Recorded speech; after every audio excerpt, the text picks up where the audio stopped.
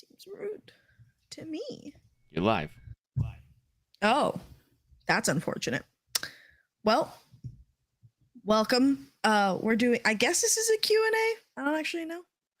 But welcome to the after show for Gilded Blades. So you guys can ask your questions and stuff.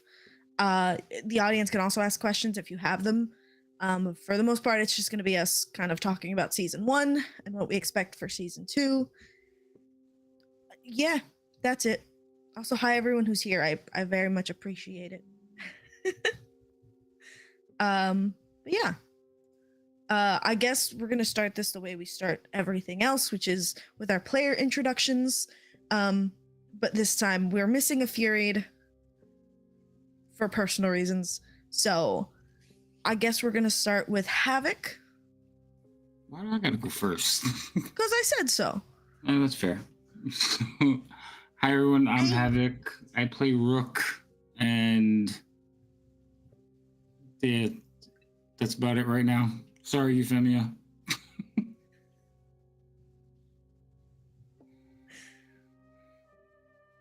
Fun.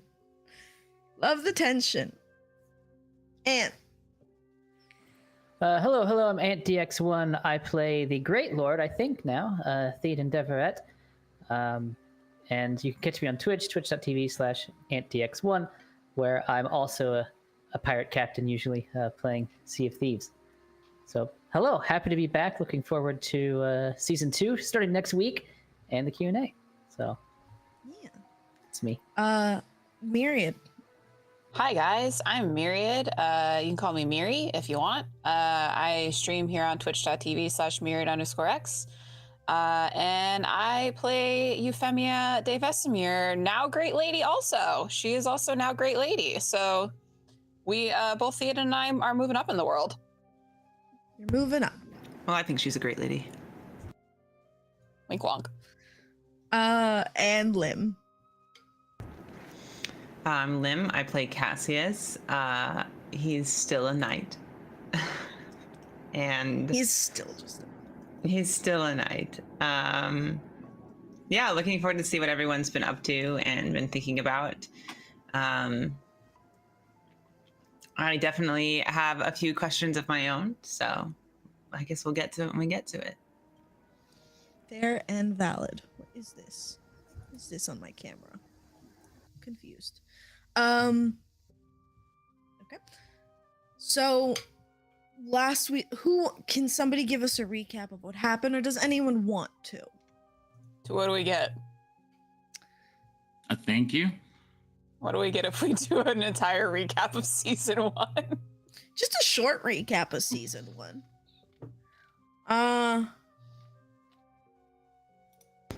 I'll try. Okay. God, without even a reward, Lim, come on! All right, I'll try. It's gonna be really Okay. bad, but y'all gonna like chime in and help.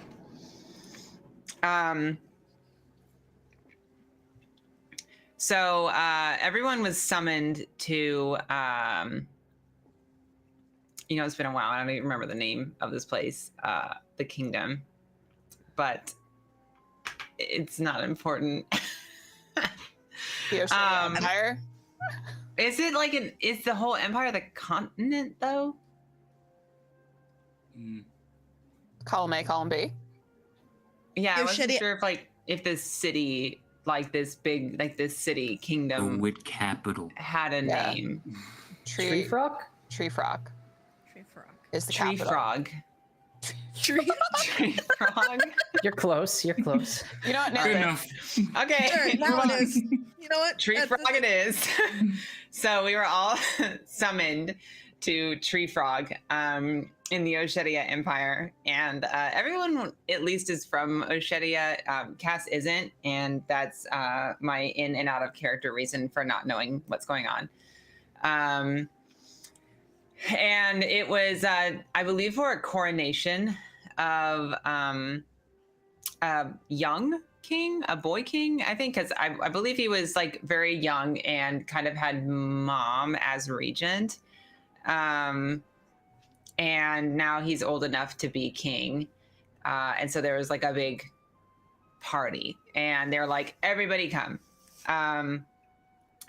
His sister is his wife and also pregnant. That'll be important later. And they don't play banjos, but you would think they did.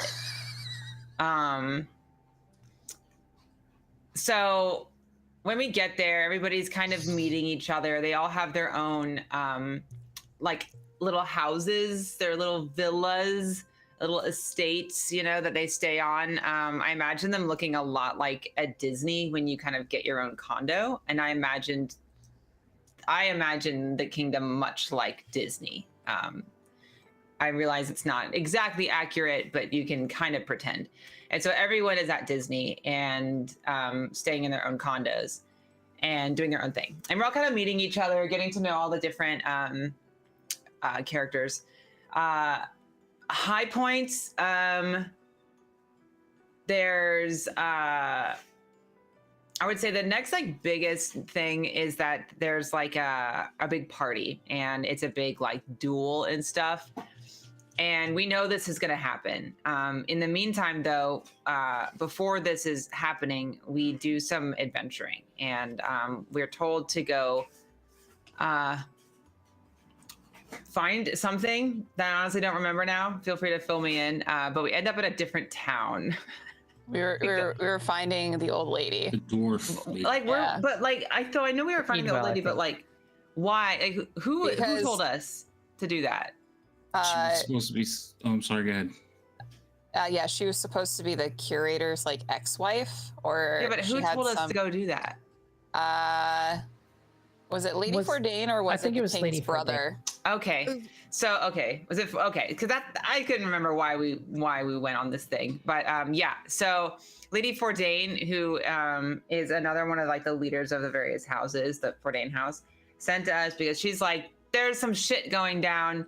I think there's a conspiracy. So she sends us to go investigate this, the curator, and the curator is like super sus.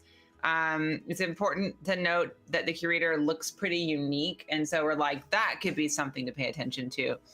And we're told that the curator's like wife, is that right, might live in this town. So we go to this town outside the city. It's like maybe like a few hours away. And we find this old lady, and she's like batshit, right? And it turns out like she doesn't really give us a lot of information, but she's like definitely nuts. So we kind of leave, which mostly because we are not the most coordinated people at the time and didn't really know what was going on. So we left because we're like, wow, it's been a while, and this lady's crazy. She talked about some things that I can't quote that definitely led us to believe that there might be some like fuckery as far as like her actual age or who she really is, like her identity. Because there was some pretty conflicting information. They were talking about like a dwarf and that she should not be this old, like facts weren't lining up. So on our way back to Tree Frog, we get like assaulted by magical things, and Pirate Man like fucks off into the woods and gets like beat the fuck up, and like he comes crashing out later on, and he's like, that's not me, this is me, and stuff like that. And it turns out Vermouth was talking with somebody who was not him. Is that correct? It was a copy of him. Yes. The whole time, like just chatting him up. And it turned out he was actually like a shapeshifter thing, like some kind of magical shapeshifting thing. Rook killed the fuck out of it. Like went back and like punched his head off. And that was the end of that shapeshifter. Like we got nothing from that. Other than like, holy shit, what is going on? So after like Euphemia did a bunch of magic that was like really cool, She kind of was like, and Pirate Man was better. I forgot his name. Theoden? Yeah. Theoden. So Theoden got better, and like he was pretty scratched up, but he's all right. So we go back, and we're like, Jesus, what the fuck is going on though? So at some point we decide to kind of split the party because some of us have skills that others don't have, and Rook and Cass don't really have the skills to like just kind of mingle with important people. We feel like we're better at kicking down doors. We found out this wasn't true, but that we were good at like helping an old hurt lady, because when we went back to the house to investigate, because we were suspicious about the niece, there was like these cards in there with a secret code, and we kind of deciphered it over time, and the code suggested that the niece was definitely up to something. Rook and Cass go back and discover that actually the niece has been feeding Eatwell, whoever she really is, this tea to make her forget. And she spills the tea on some things regarding the Raylons, and they didn't have to die and stuff like that. I guess to be continued. And if anyone wants to fill that in, feel free. Meanwhile, let's see, working our way along. I don't remember what people were doing in the city because I wasn't in that scene. But we eventually are summoned to a tournament. I know there's details in there I've forgotten, but I don't remember them. We go to the tournament, and Rook is like, I'll fight so that Femia's husband wouldn't have to die, because we're like pretty sure at first we're like it's gonna be a fight to the death, and then later on we found out like it wasn't, and we probably overreacted. But he was like, oh, I'll go in his place so he doesn't get hurt. This was also foolish of us because it wouldn't have mattered. So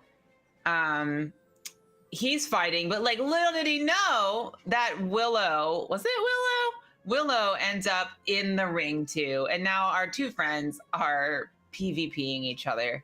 And we're like, why are we doing this? And at the same time that we're all questioning our choices, these guards start descending into the bleachers, so to speak, the stands, and just like ganking important like heads of households and people. And at first everyone's like, stay calm, it's fine. But then as we realized like this was actually like, we're not getting out of here, we were like, let's go.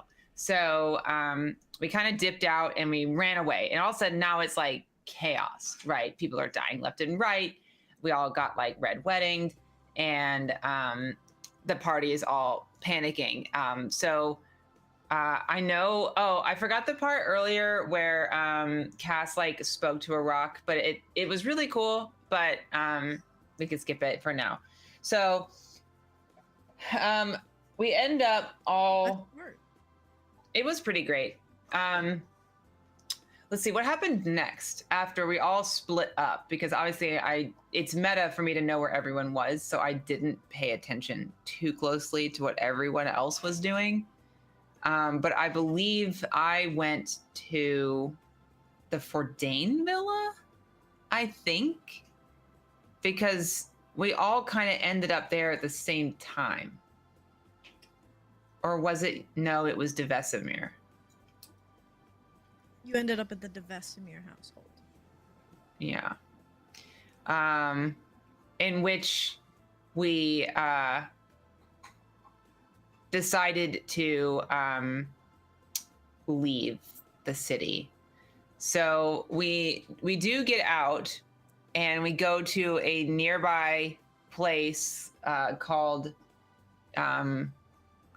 Drag something. Dragland or something. Dragland. Dragland in Ed 40. Say it again. Dry Glen, capital of Edgeworthy, I believe. Dry Glen? Oh, Dry Glen? Dry Yes, Glen? Yes. I thought it was Dragland or something, or Dry Glen this whole time. Okay. Dry Glen. Wow. And to kind of regroup, and we find out that the king's brother is there, and he's like not down with the current government. I should mention a kind of key thing I forgot at the very beginning, which is that the government just forbade all other religions except two. That was sort of like an inciting incident that we the biggest plot point. Yeah that it only came up in the first 2 episodes. No, it came up a few times, and those were the knowledge, and sort of secondary to that is mine, which Ramira.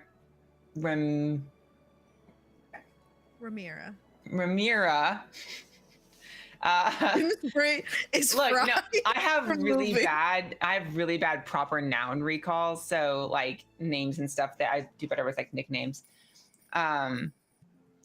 So we get there and he's like, we need to take down the government and the king and stuff because they're bad. And we still don't really know what the curator's up to be honest. I mean, I don't really know what the curator's up to. I don't think we resolved that. And we decide that we're going to, instead of like doing some kind of crazy assault with an army we don't have, we decided to sneak back into the city and sort of abscond with the queen. And a few members of the party had a good idea that she might just like be enough of a horse girl that if we tell her she can like come ride our horses and stuff, that she'd be like, hell yeah, because she's like a child. So they kind of like lured her out with horses. Oh shit. And meanwhile, Cass and Rook were gonna like go into the dungeons to rescue some important members of various households, such as Euphemia's husband and this pregnant lady that is a relation to Euphemia, I think. Don't recall exactly. I think a sister? Is it a sister? Just a friend. Just a friend. Okay. Friend, close friend. She's the lady of the Linnaeus family. Oh, she's Linnaeus. Okay. Different family. She's important too. So she's like super preggers as well. So that was like a concern. So we go in to like rescue them, and we're all in these catacombs under the city, and there's traps, and it's very Indiana Jones, and Willow's pretty much the MVP.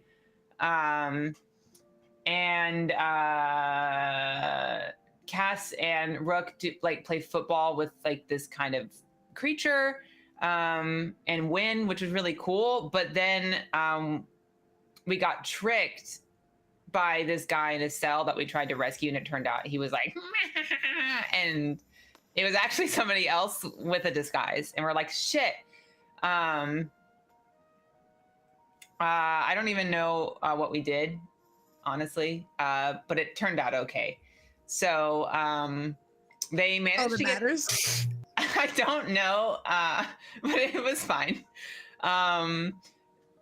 And the queen is a big horse girl, so they were right. So she came with them, and she was like, I really just want to ride my horses, and I don't want to be pregnant anymore. And my husband's like a C word. So she was pretty easy to convince, actually. So they abscond with the little girl, who's also the queen, and bring her back to the Dry Glen, which is great. There's a few things that happen here and there. The pirate got married to a woman that he's only known for a few weeks, but they had a really, really close connection. So it was kind of like a fairy tale princess thing. The pirate's the princess, obviously. And obviously they had the wedding Oh yeah, Cass did the wedding and tried to like proselytize. Let's see what other events were important. There was some trading that happened, some deals being made. Right now, it's kind of like we need to figure out if we're like gonna like continue on with this. Are we at war? But we've pretty much agreed to help the brother king because he offered some people some sweet deals, like on a war council kind of a deal, which is pretty good. Yeah, I mean, I think I hit the high points. We did end with an entire army led by the king and this mysterious Triton woman marching onto Dry Glen. Yep, I didn't remember that. And but Euphemia's whole famey. Oh yeah, my family. Murdered. Yeah. That was the sorry in the beginning. Yeah. Oh, It's fine. I didn't like half of them, but I did like at least one Jay. Yeah, that's right. Your family is like, yeah. Euphemia's not cool with her family. She's kind of one of those like star students amongst a bunch of like losers, and she got herself out and was like, I'm moving up, and now she's like, I know they're my family, but like, if they died, at least it's not my kids and my husband. It's tolerable.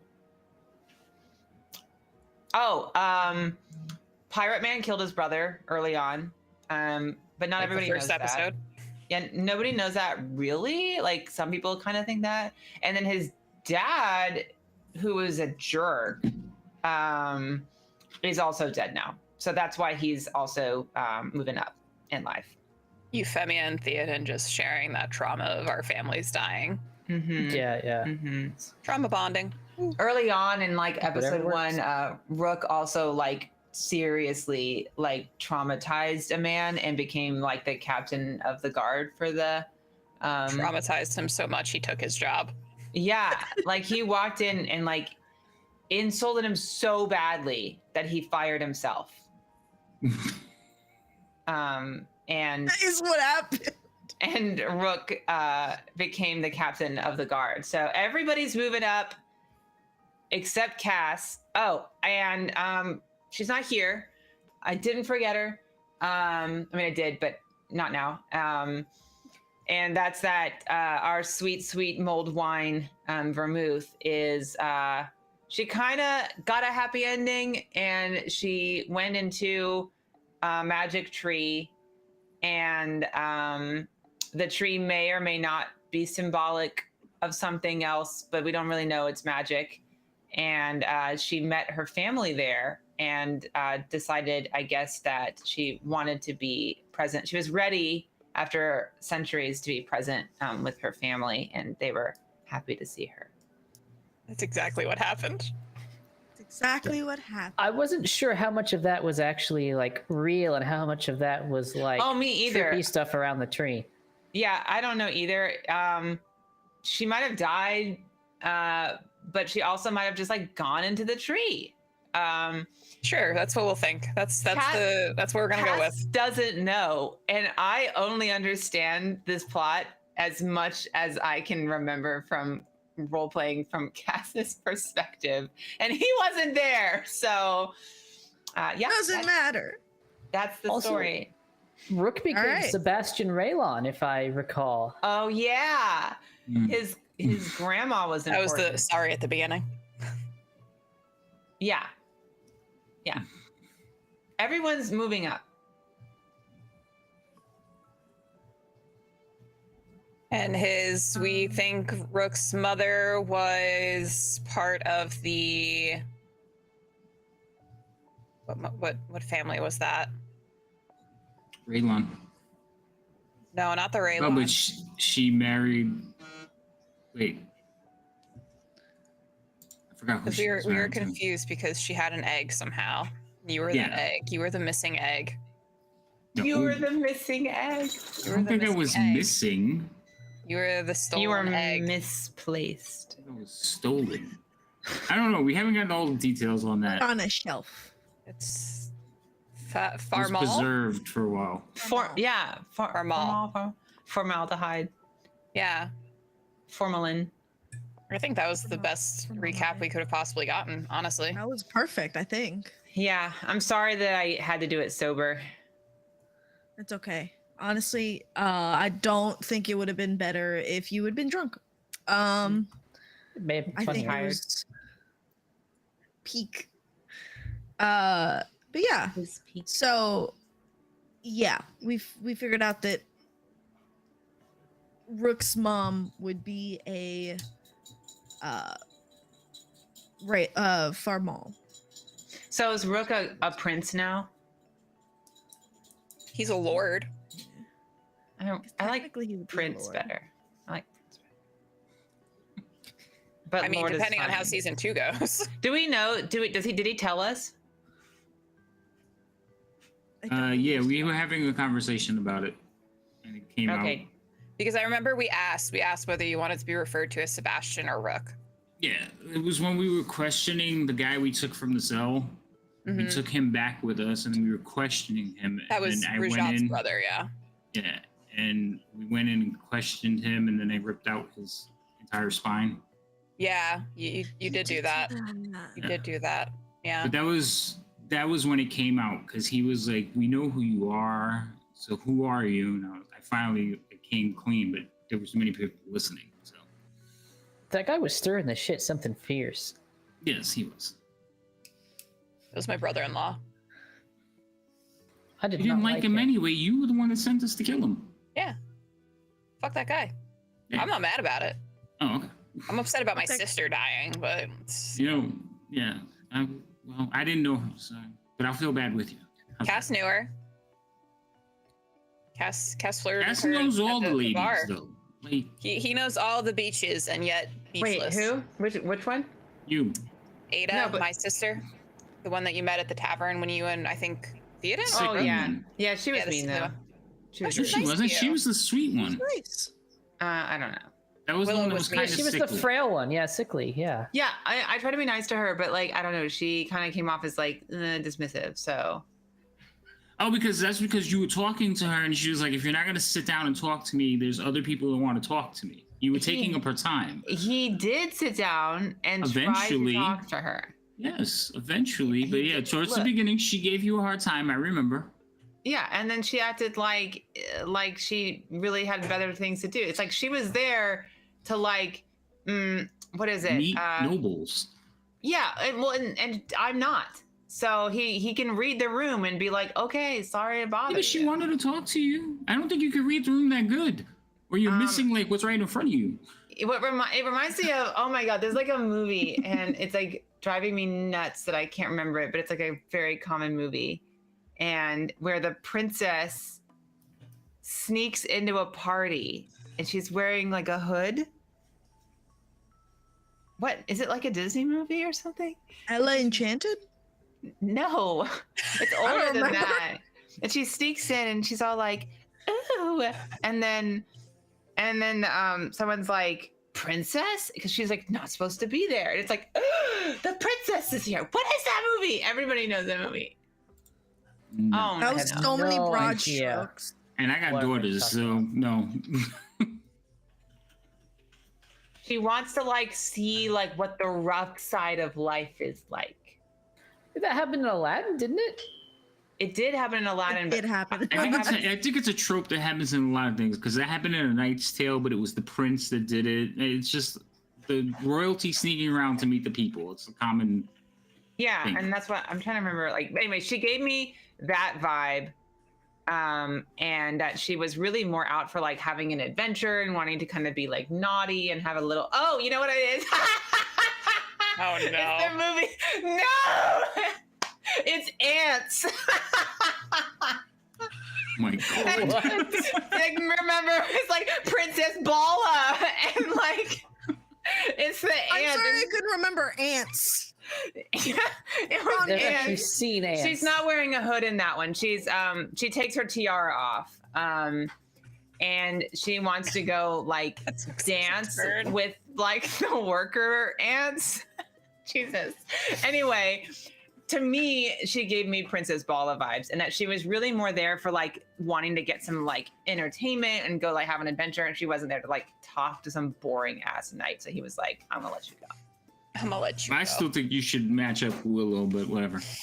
I mean, maybe, but Apparently Jay has like 30 something beaches for you to choose from this season, so we'll see where we I land. upped the beach count. I did. oh my god, I'm just gonna- that's like more beaches than Florida. I mean, it's Get an the island shackles nation. out. There should be beaches all around. There should be beaches everywhere. Cass is gonna have decision 360. paralysis and then just no. not choose a beach in season 2 either. Yeah, he's not smart. 360. Can he take multiple beaches? That's a thing in this world, right? I I don't know if think it Cass goes- would like to take 360. I think it goes against his religion somehow. It doesn't, but it does.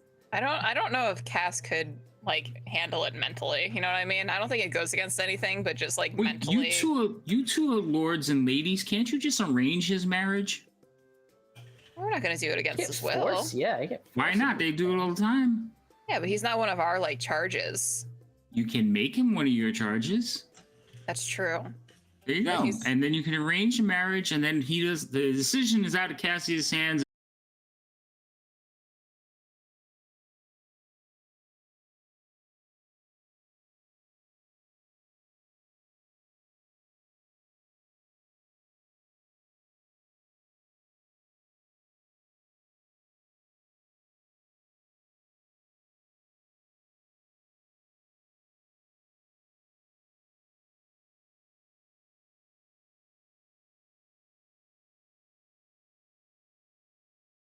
Connecting.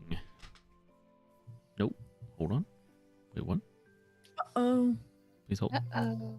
There mind. we There you go. are. We're back. okay. Hello. Hooray! Hello. I don't know what happened. Have fun. Okay. Okay. Thank you, Internet, no mysterious internet. voice. Yes. Thank you, mysterious voice. You're welcome. So I had a question for Theoden. Okay. Did you like expect that you were gonna have to kill your brother within like the first episode? Definitely not. I was shaking throughout the it was a split second decision as to whether we kill him or whether we actually try to make peace with him. And I was like, no, I gotta go big. And so I killed him. And then I milked it a little bit. I wanted to get the suspense in. Once I decided kind of like, okay, I gotta like play this, like it could go either way. And then nope, just And no one even knows that you did this. Like no one besides like your father, and he's dead now. oh yeah, that's true. Yeah, there were no witnesses. This never happened. We still don't know where he is even. Or wait, No, you found him. his The body body- rolled up. The body. Yeah, the body came up. Okay, the body came up. Okay. Yeah. I think Euphemia's husband actually, some of his men found the body, and they were like, and then they put it back where they found it. They did. They did do that. Can't blame him. Not our problem. Not our problem. Bye. Like you're releasing a fish. Yeah, catch and release. But no, Yeah, I totally got away remember- with murder. The shock of you just straight up murdering your brother within like so soon. I was like, oh, this is happening. Okay. Was that discussed previously, like between you and Jay, that this might be like a thing that you might have to do? No. Not at all, really. I gave him I remember giving you the like facts about your family. So I gave him the facts about like how his family feels about his brother and what his brother seems like to the world. And kind of hinted at like, you're gonna have to deal with him however you deem fit. I did not tell him that his father was gonna pressure him, is gonna peer pressure him into something. Well, What was cool about that to me is that Theoden didn't know because he'd been away, so he didn't know exactly how ruthless his father was about it. And I also didn't know what Jay meant by like deal with him. So it was sort of just like, oh, this is a thing now, and this is where we're at. So yeah, that was for me completely like, oh shoot. I feel like that was like the moment, like, because you know we were all just like, ha ha ha, this is just silly goofy time. But like the moment that like you killed your brother, we were like, oh, okay, that's okay. That it kind of like set the tone for the rest of the game. It was a well moment Well, for sure.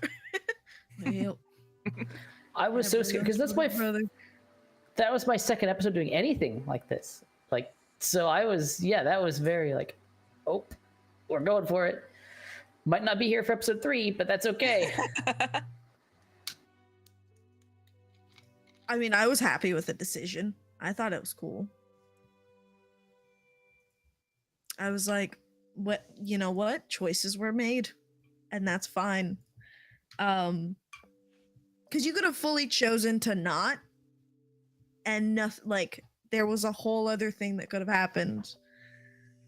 Except you did, and then I was like, well, that makes everything else easier, I guess. Yeah, it paved the way for a lot of things for me. 10 out of 10 would knife again. Murder again. Isn't that how you ended up with Khan? yeah, I'm sure it helped. Well, I mean, she was with him first, yeah. wasn't She was like his little servant girl, and then she kind of got passed to you. She was not with him. He was abusing her to make her life miserable because I'm saying, but he was kind of a jerk. So She was like under his like ward essentially, right?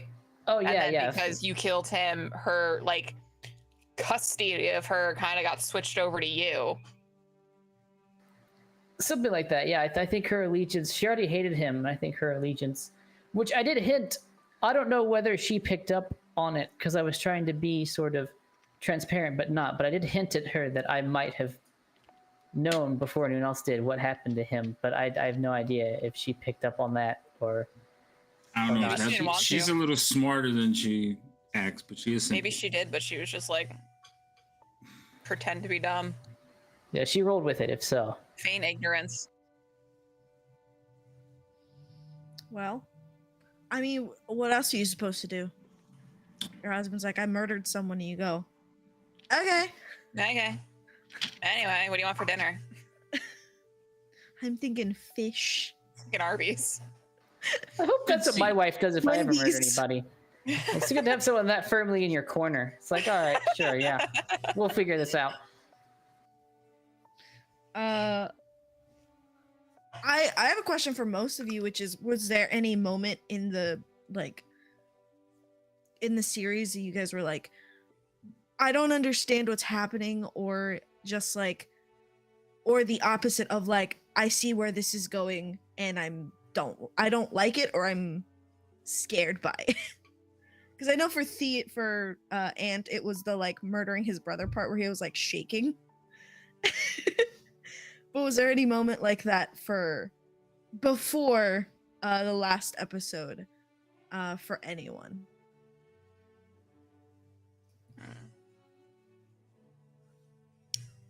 I think the only time I felt like where I was like, this is like really high stakes was when we were sneaking into the castle to get the queen. That had me super stressed out.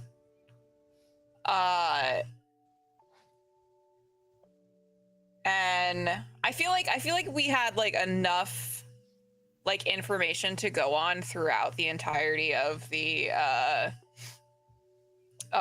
season 1, where we were sort of piecing things together as they went. I think we're still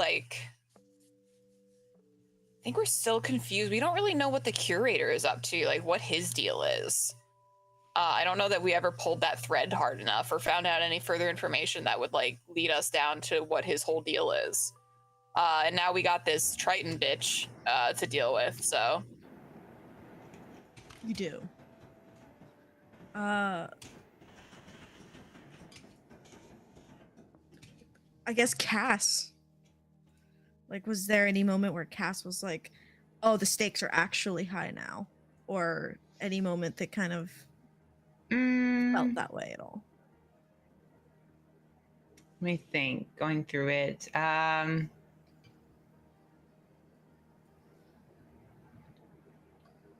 mean, yeah, there was plenty of times. Probably. I mean, probably in the catacombs and stuff, when it was like actually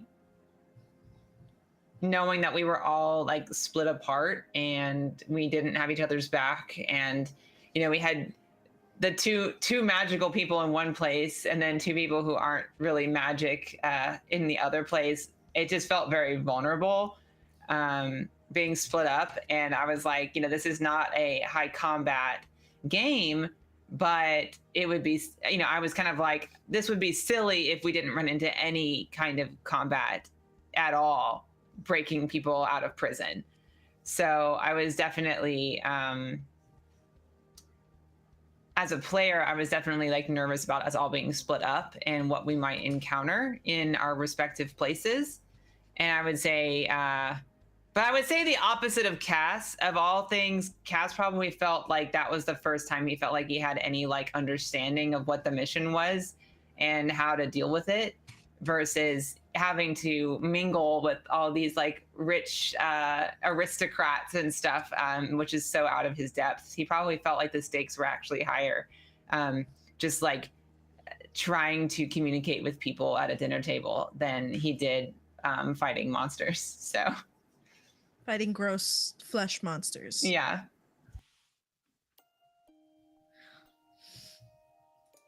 Havoc. I feel like there was a moment, but I don't know if it felt that way actually. My most confusing moment is how Dragonborn were born. I'm sorry. Same, bro, same. A dragon and a humanoid fall in love. It's like, yeah, that was probably the worst confusion for me. But there was like certain unanswered questions because of that. So like I couldn't understand how my mom was a human. That kept like bugging me. It's like because I couldn't get my head around it. But eventually it all made sense. Eventually it all made sense. Yeah, like I think I remember kind of each moment for all of you of being like worried that maybe I was digging too deep and being like, well, they're either gonna really like this or hate me. And was there anything that was like a little too deep that you guys were like, oh, I wish they hadn't like pulled that? I don't think so. Like, despite me like griping at you for killing off Ada, like I am really happy with the way that season 1 went. I'm very happy with the decisions that we made and like the leads that we decided to like pursue. Yeah, I'm overall very happy with the way that season 1 went. I'm glad. I was worried for a while of being like, I'm a terrible person. Because I have trouble being mean to my players. That's just fact. Is there any questions you guys have for each other? I have one for Rook, for Havoc. Yes. So this is more like character creation process. Did you choose for Rook to be a Dragonborn prior? Because I'm not sure how much Jay had like input from everyone else regarding like building the families and everything like that. Did you choose to have Rook be a Dragonborn prior to knowing that the Raylon were going to be Dragonborn predominantly? No, I chose Dragonborn after I found out the Raylon were predominantly Dragonborn. And then your entire intent was to have him be a Raylon then, obviously. Oh, yeah.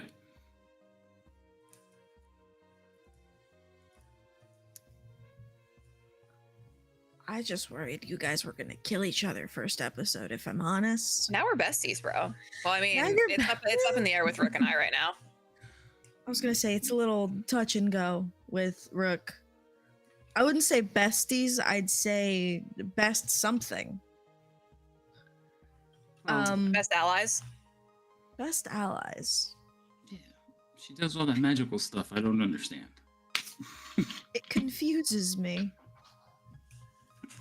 And then I had a question for Cass. Just like, do you think Cassius is going to find a beach?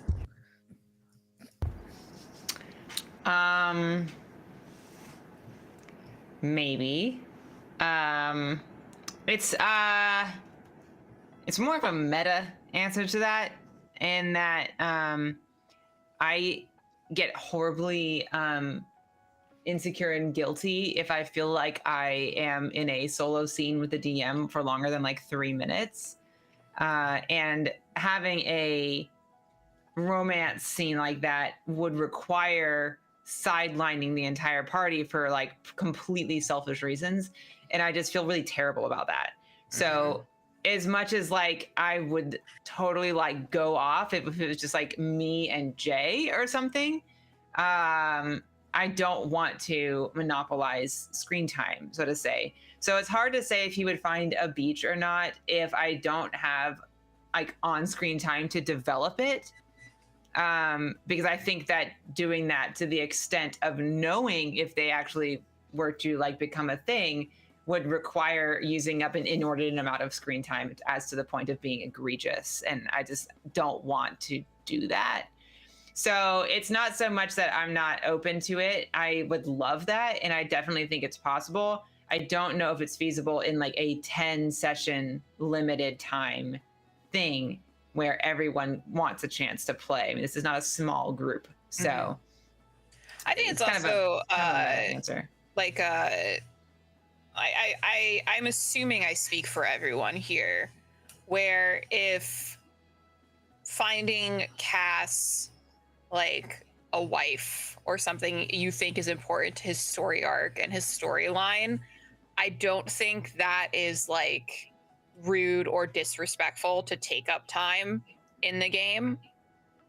And I would be more than willing to sit back and watch you just role play with Jay with all of the beaches. I enjoy watching. Like, Yeah. I enjoy I don't watching think you anybody play. here would be That's upset. fun. Yeah.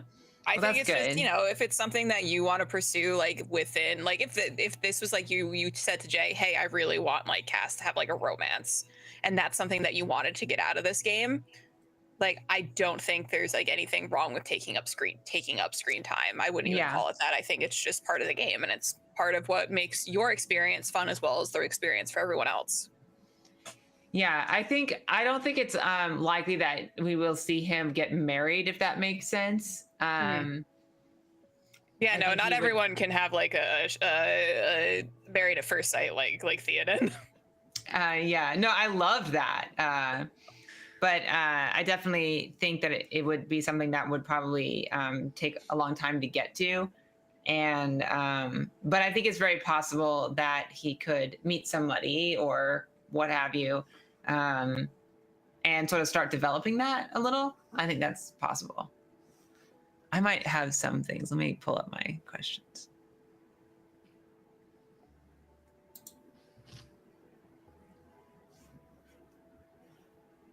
I did have questions for Fury, but I don't. She's not here. I had Let's questions make up for the Fury, too. answers. Oh yeah, yeah. All right, Fine. we're gonna make up the answers for Fury, who is not here. How'd you feel about the ending, Fury, who is right there and I can see?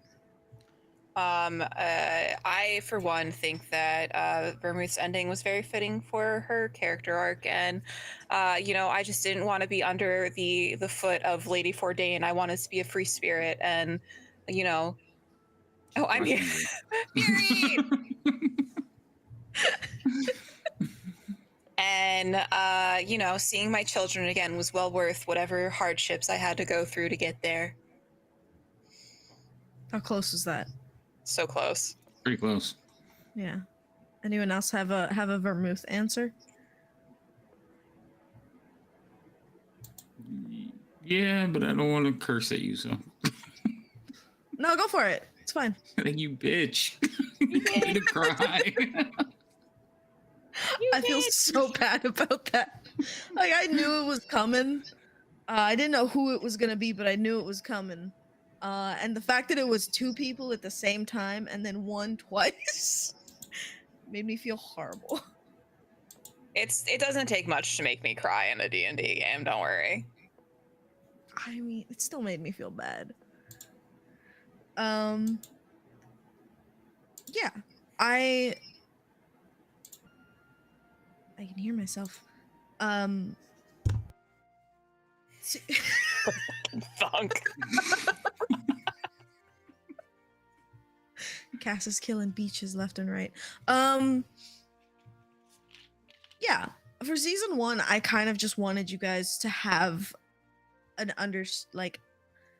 understanding more or less of what the world is like, or like what you're up against, and I think that kind of got through in anything that like happened with the curator or with the queen, and I think that it came through for everyone, and I also think that you guys kind of rising in station is going to help you guys in season 2 with what is to come. My biggest worry for season 2 is how this new character is going to interact with all of you, and now that the stakes are so much higher, in terms of like there is a war going on, I worry how people are going to react to that now, knowing that like borders are being pushed, and how things are going to kind of conflict with one another, like how goals are going to conflict, which is what I'm interested in seeing. Maybe we I just think kill Fury's character, like every episode, Kenny style. Yeah. Just, oh That my should god, be you killed that's Fury. like a new character. You bastards. Just cut through them. I can just hand her the beaches character sheets. She can roleplay each beach. Each beach. One beach per episode.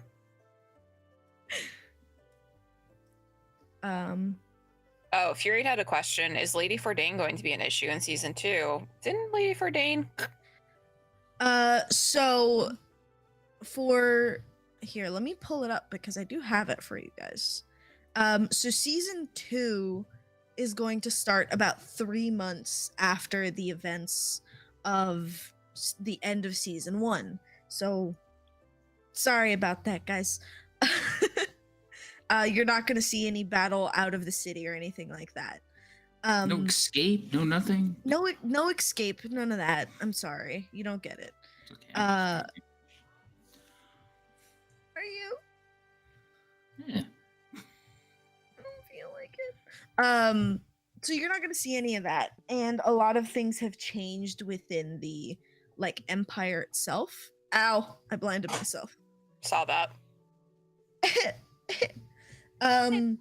So I don't think Lady Fordain is going to be a problem, because Lady Fordain has kind of gone off the deep end, and you know, Bad breakup. bad breakup for Lady Fordain. Guess I need new employment. Hasn't recovered. Well, you don't, because there's more Fordains. There's more of them, just smarter and not as psychotic, maybe. That was a question that I had for you guys, which was, how did you guys feel about Lady Fordain? I liked her in the beginning, and then like the more and more that like we saw like the interaction between her and Vermouth, I was like, oh, she's toxic. Okay. I don't think Cass really talked to her. Like, I can't. Sure. I don't think he did. How'd you feel about her as Lim? Oh, I don't know. She seemed pretty par for the course for royalty. That's fair. Like, I like disliking people. Like, disliking a character makes me like them. So, yeah, I liked her. I like that. That makes me Yeah, because I don't know how you guys felt about her, Aunt Havoc. I was fine with her. Yeah, she was all right. I liked the She- sort of openness they had in their dynamic. That was cool. I don't think she was too bright because she like definitely opened her house up to somebody she didn't know and then put them in place where they could have easily like caused a lot of problems. But it worked in my advantage. I was fine with it. So yeah, I liked her. I mean, it was because you knew Vermouth. Yes, and as Lady Fordain knew. luckily that went as well as it did in the beginning because it went south real quick. Vermouth made choice, didn't want to be married, and they made that choice, and that's okay. They got their happy ending, I suppose. And that, I don't know. I was worried that Lady Fordain's like horribleness was gonna come out of left field and not be like more expected. I feel like there was that kind of that build up to it as you started to, like, we saw the interactions between Vermouth and Lady Fordain, and how like adamant Lady Fordain was about, you know, marrying Vermouth, and Vermouth just sort of like trying to like brush it off as ha ha ha, you're so funny, don't be silly. And sort of the buildup of, you could kind of see Vermouth starting to distance herself. Obviously it's hard when you're only doing like 10 episodes, but you could still see like there is still like that subtle like change and in dynamic between Vermouth and Lady Fordain about like midway through, where you're like, oh, okay, this is leading somewhere.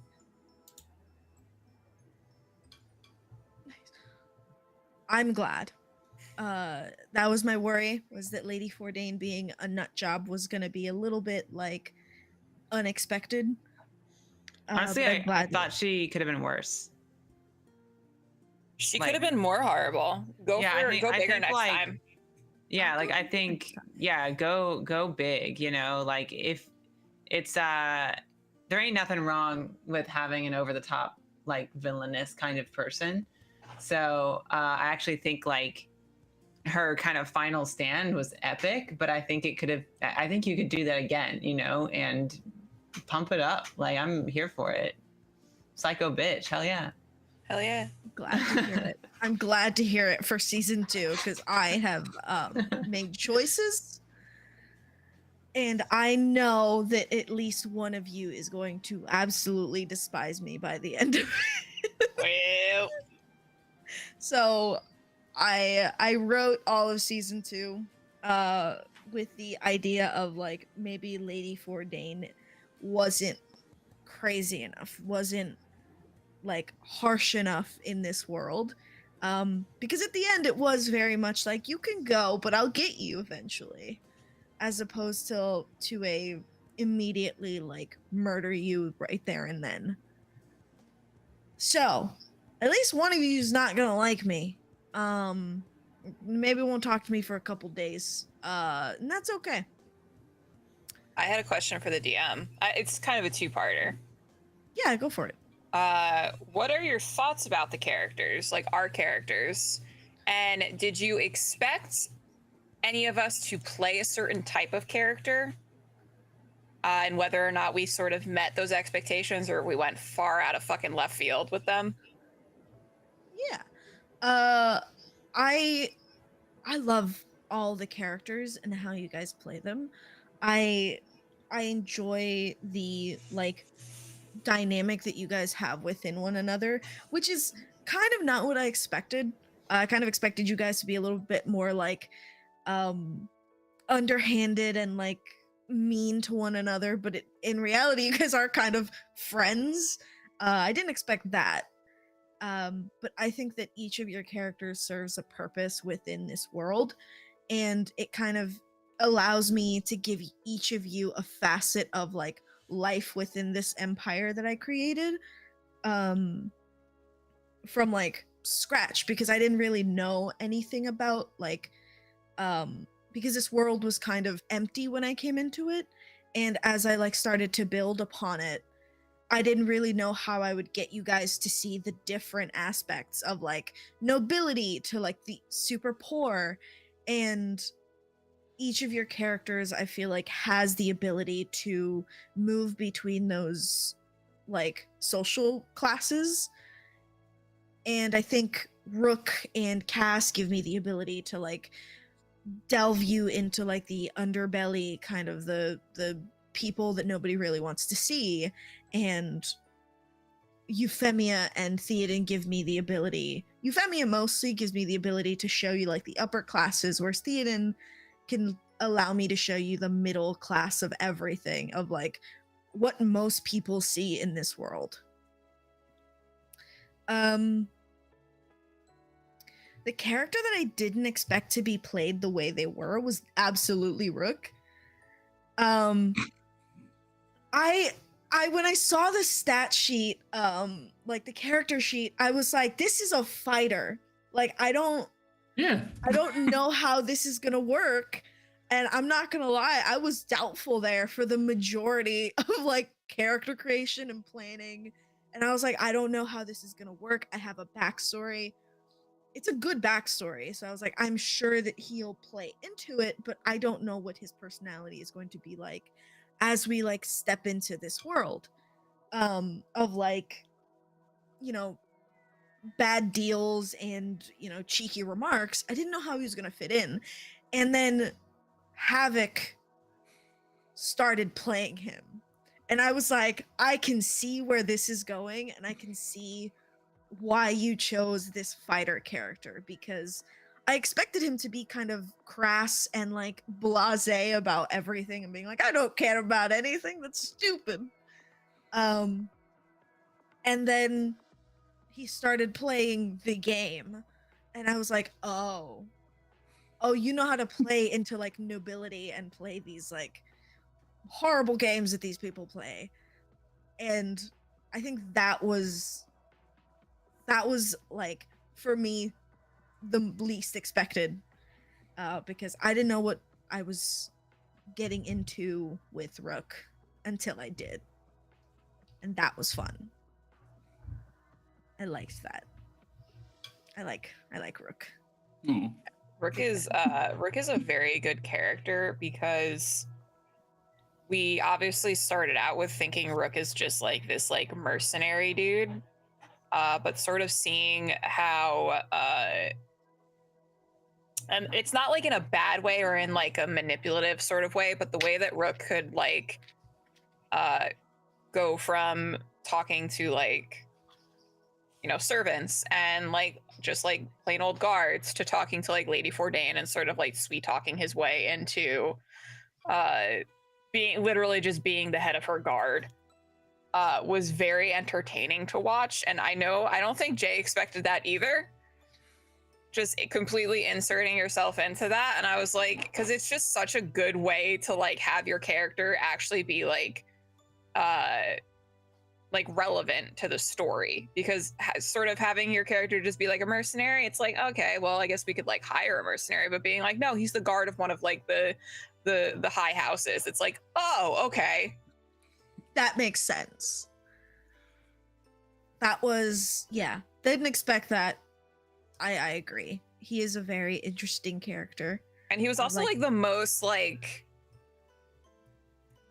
logistical of all of the characters. I feel like Rook, out of all of the characters, was the one who like was the most level-headed, which kind of plays into how Jay was thinking that, you know, you were going to play this like really crass character. And he turned out to be the one who was probably the most level-headed and the one that like had like his head on his shoulders the right way. Yeah. Everyone else is a little fucking crazy. I also, with Rook, going back to that, like, I thought he was going to be crass and like just immediately start fights. I did not expect him to like call upon like his mercenary contacts that he had. Because people usually have those backgrounds and they're just like, yeah, I mean, I know things. And then he was like, oh, can I call upon them to send them into the military to be my spies. And I was like, you can absolutely do that. That makes sense for your character to be able to do. So I also didn't expect him to like want to create like a little spy network. I love how I feel like Havoc like really planned out a lot of what he wanted Rook to do. I'm just like, whether that was planned or just off the cuff, I'm like amazed by it, because like it was enough for me to like just try to keep up with all of the lore and everything. That I'm like, how can you like come up with all these ideas when I'm like struggling to follow plot points sometimes? So mad props to you, sir. It's some kind of talent. Well, thank you. Yeah. I would say most of it was on the cuff, though. That's Like, very I good. planned out my background. I was like, all right, this is what I want. And I have one, like for season 1, I had one thing that this is what my main goal is. Everything else was on the cuff. It was just like, oh, this is an opportunity. Let's go this way. So I was glad that Jay gave us plenty of like leeway to like explore certain things. I mean, I wanted you guys to. I didn't spend months creating this kingdom from the ground up for you guys not to explore it. Okay. I mean, honestly, like that's part of the motivation, and I'm still, I don't regret it.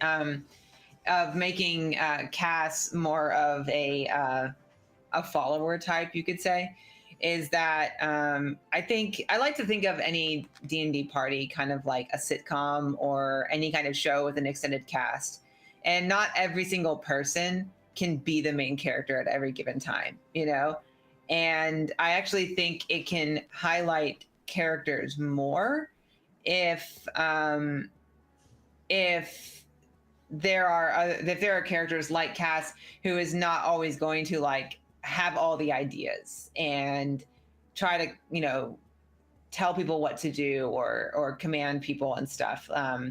And I thought it would be kind of a more fun to play a supporting actor kind of role, and try to enable some other players. I didn't know you guys at the time, so I'm like, whoever is going to like want to step forward and have that commanding role, I wanted to enable that versus compete with it, I guess. And I guess if there's anything that I'd like to see in season 2, is I would love to see the party utilize Cass more in that way, in that he absolutely can think for himself, but he's support, you know. I mean, also like as a paladin, like he is support. And if I would say, don't shy away from using him as a tool to accomplish things, because it's not necessarily me, the player, not speaking up. It's Cass not speaking up, because he's been a guard who has worked for powerful people his whole life, and he's been in the military his whole life. He is not going to just talk over somebody who outranks him. So it's a little bit of meta, I would say, but I would love to see, you know, some of these, in fact, pretty much all of these people in this chat right now, who are nobility, utilize him to a more full extent, because he's definitely very capable of things. He just isn't necessarily going to speak up about it. He's here to also make your characters shine more by being kind of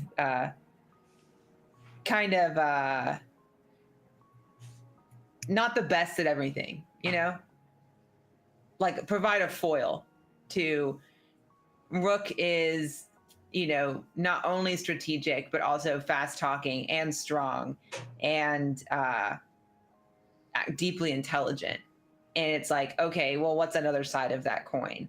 Or Euphemia, you know, being well-to-do and ladylike and yet very fierce and commanding. he's not like that at all, you know. So just kind of things that like I want him to be different to kind of highlight the uniqueness of all the characters. So yeah, just feel free to lean into him however you want. And I, as a player, do not mind being ordered around. That's kind of what he's there to do. Cass is a sub. Got it. I think it's kind of funny that you say that, Lim, because like I was thinking about when I was making Euphemia, I don't normally play like I don't play like noble-ish characters. I don't really play like high intelligence characters. A lot of the times the characters I play are a little goofy, like a little bit of like comedic relief. So when I started to think about the type of character I wanted Euphemia to be, and I was like, oh, I want her to sort of just be like that sort of like the person people look to when shit goes wrong, to like be like, yes, I have an answer for this. And at the same time also being absolutely terrified to play that type of character. Because I was like, I don't know, I'm not that person in real life. How am I supposed to play this type of character? But like I really like, especially during the first episode where Euphemia and Cass had that interaction during like the little like dancing ball scene. Mm-hmm. I was like, that like sort of grounded me in the type of character I wanted to play. And I just really love, like, I always think back to that interaction, and I feel like that was sort of like the moment that like sort of solidified Cass's and Euphemia's relationship together. Mm-hmm. Yeah. So yeah, I think that like of all of the other characters within season 1, I think that Euphemia would turn to Cass for help, and likely to use him, if anything. Yeah. He definitely like he's like a big strong man, you know, but he very much like, if he sees that somebody is competent and powerful, it doesn't matter if you're a woman, a man, it doesn't matter at all. But like, if he has that respect for you, it's definitely like he's loyal and respectful and subservient in that sense. And so for him, like, Euphemia immediately earned that respect. So it's like he doesn't need to feel like he has to be he doesn't have to challenge her maybe her orders or her wishes, because it kind of goes back to faith in that, like, it's kind of like he's the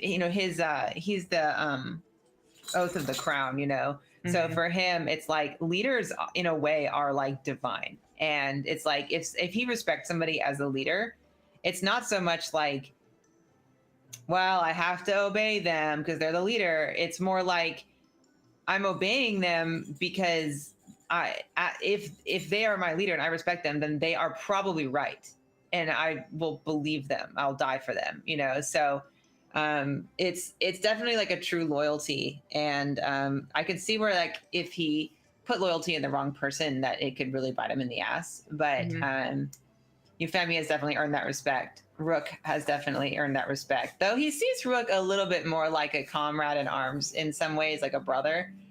Yeah, I think that's how Rook sees Cass. It was after the whole Rock situation that really solidified the relationship. Yeah, I see Cass more as a comrade in arms, and I'm like, Rook's thing is he's definitely like the people he serves or fights with, he holds them in high regard. Doesn't matter where he comes in and station. But I do have a question for Cass, though. You have someone you're already like bound to, as far as like you are their man. So how does that conflict? Like, what if his desires conflict with Euphemia's? Like, where does that loyalty sit then at that point? So, I mean, I guess half this question can be passed off to Jay, and half of it I can answer. The half that I have to pass off to Jay is, I don't know what his current kingdom Kuthia, I don't know what that government is currently doing. That's part of the question of asking what's been going on. If he has orders from Kuthia that conflict with the wishes and the safety of his friends and also maybe his own opinions, that would definitely be a really big and challenging conflict for him to deal with. Obviously, like breaking the rules and going against the king is potentially oath breaking. So I don't know how that would turn out if he decided to betray his kingdom should the orders he received conflict with the mission that they're currently on. But I would say that, yeah, I mean, I don't know how that would go. It would be really interesting to see if that happened, because I think he would feel really conflicted. I mean, it might have to depend, honestly, on what those orders are. If I could see him betraying the party just as easily, I could see him betraying his own king, depending on what the orders are. Because at the end of the day, too, he's still a man of faith, and he's going to also turn to Rhaenyra as well for guidance. So it would have to be what aligns the most with his faith, I think, might kind of tip the scales. But on the other side, I don't know what Kuthia's opinions are. I think that was one of the questions I asked for Jay is, has he gotten any communication? It's been 3 months. Has there been communication? He would have tried to send a bird at the very least, a carrier pigeon, or a letter across the ocean to try to find word, because he did say, so Kuthia is wanting to make a deal with whoever it was. They didn't know. I think it's Theoden's character that they have the land that you need gems from or something. Yeah. It was his family or something, in which case it was like, oh, we need like gems or metals or whatever it is. It's mining stuff. And it just so happens that now our party member is now controlling that, which is made it 1,000 times easier, or at least more well within reach for Cass to actually negotiate something with that, or rather him not, but get the ambassador Bernard to negotiate that. But he did kind of make a general statement of, hey, Kuthia is trying to look to get in on some trading with your resources that now Theoden is in control of. In exchange, Kuthia has a pretty significant army. So they're the way Josh described it is they're kind of similar to, I think he said, Rome or something, culturally and stuff. So having a military willing to sail across the seas and help out could potentially be pretty game changing. So that's kind of where I don't know exactly how to answer the question, because I don't know if messages have been received and or what the kingdom of Kuthia's response to it was.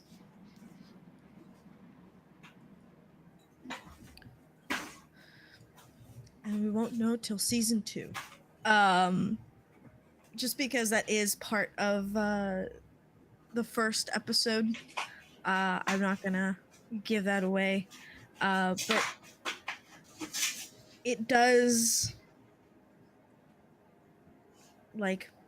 come into play, and I think I like Cass as a character because he has these two facets of him, which is like he is a Oath of the Crown Paladin, but also a man of extreme faith. And also he values people who help him and values people, as far as I can see. So him having so much time with the party, and maybe the party asks him to do something that goes against who he is or his kingdom, That would be rough. That'd be so That would rough, be y'all. rough. I don't know how I would handle that. It would have to be like the specifics of the scene. I really couldn't tell you. But it'd be really cool. I have a feeling it's gonna be me. No. I have a question that has nothing to do with the plot, or maybe a little bit to do with the plot. I want to know, like, I created so many NPCs for this world. I played so many people. I feel internally conflicted because I want to be all these people, except for like 2. Like, who was your favorite if you had one at all? Like, as a group or individually? Con or Willow. Yeah, it's one of those two. I think Con. I'm Definitely partial to Con. Willow because Right. You're each tied to one of them, so you're biased. So me and Cass can vote because we're not. also Right. Rajat, my husband. I like Yeah, his actually, accent. I was actually gonna lean on Rajat being my favorite NPC. Oh, why? Mhm. I just think the character was unique, firmly grounded. Had really like it. Just he felt real. He felt very solid in the universe. It's very challenging for one DM to play a whole bunch of characters, and have us be able to like feel the uniqueness behind each one. But I felt that Rajat felt very unique, and I always knew when you were playing Rajat, I felt like you had a really great characterization for him. So yeah, I don't know. I felt the connection. Obviously, it helps that Euphemia like was playing into that as well. But I felt like he was a super cool character. I'm glad that he's Still alive? alive. Yeah, because I really want. I don't know. I like him. I feel like even though I feel like Cass would be friends with him if they had the opportunity. It's funny because like I feel like the reason that Rajat seems so like a fully formed character is because of the fact that Jay and I have written 175 pages about him. Mm-hmm. Added That's to it insane. since last time. So like having that entire backstory has definitely like helped like shape his character. Yeah, I think it made it definitely made an impact because his character felt very fleshed out, even in those small, snippets of him being on screen. That is actually surprising because I did just Rajat was very limited in how much I could use him. Because outside of like talking to his wife, he just has to like work. And that I'm glad that that's the reason. I feel like I know the reason for Con and Willow, but can I ask why? I mean, Theoden fell for Khan because I fell for Khan. I just like from the very beginning, the interactions. It was like, oh God, she's so sweet. The interactions between Theoden and Khan, like my favorite RP moments. They were just so good. Like Khan, like there's moments where I don't think Theoden knew how to respond to things that Khan was saying because Khan just said things so just like nonchalantly. Where she was like, "Yeah, your brother was abusing me," and he was just like, "Oh, okay." And then obviously Willow, because like Willow was just like, she's just like she was an employee that so desperately wants to just be done. She's waiting for her shift to end, And it never does. They're like, your shift is gonna end, and she's like, they're like 30 minutes, and she's like, "Fuck." They're like, he's like 30-minute break, and she's like, what do you mean break? And they're like, yeah, you're doing a double. And she's like, no, that's not what they said. Just desperate. Yeah, I worried that Khan immediately telling like Theoden what was happening was gonna be too much. Because I was like, this is what this character is meant to be, or this NPC is meant to be. I was just worried that you guys would be like, oh, that's stupid. That's a stupid character. No, she was very endearing. That's the word, endearing. So simple and direct that it was just like, oh, I would murder for her.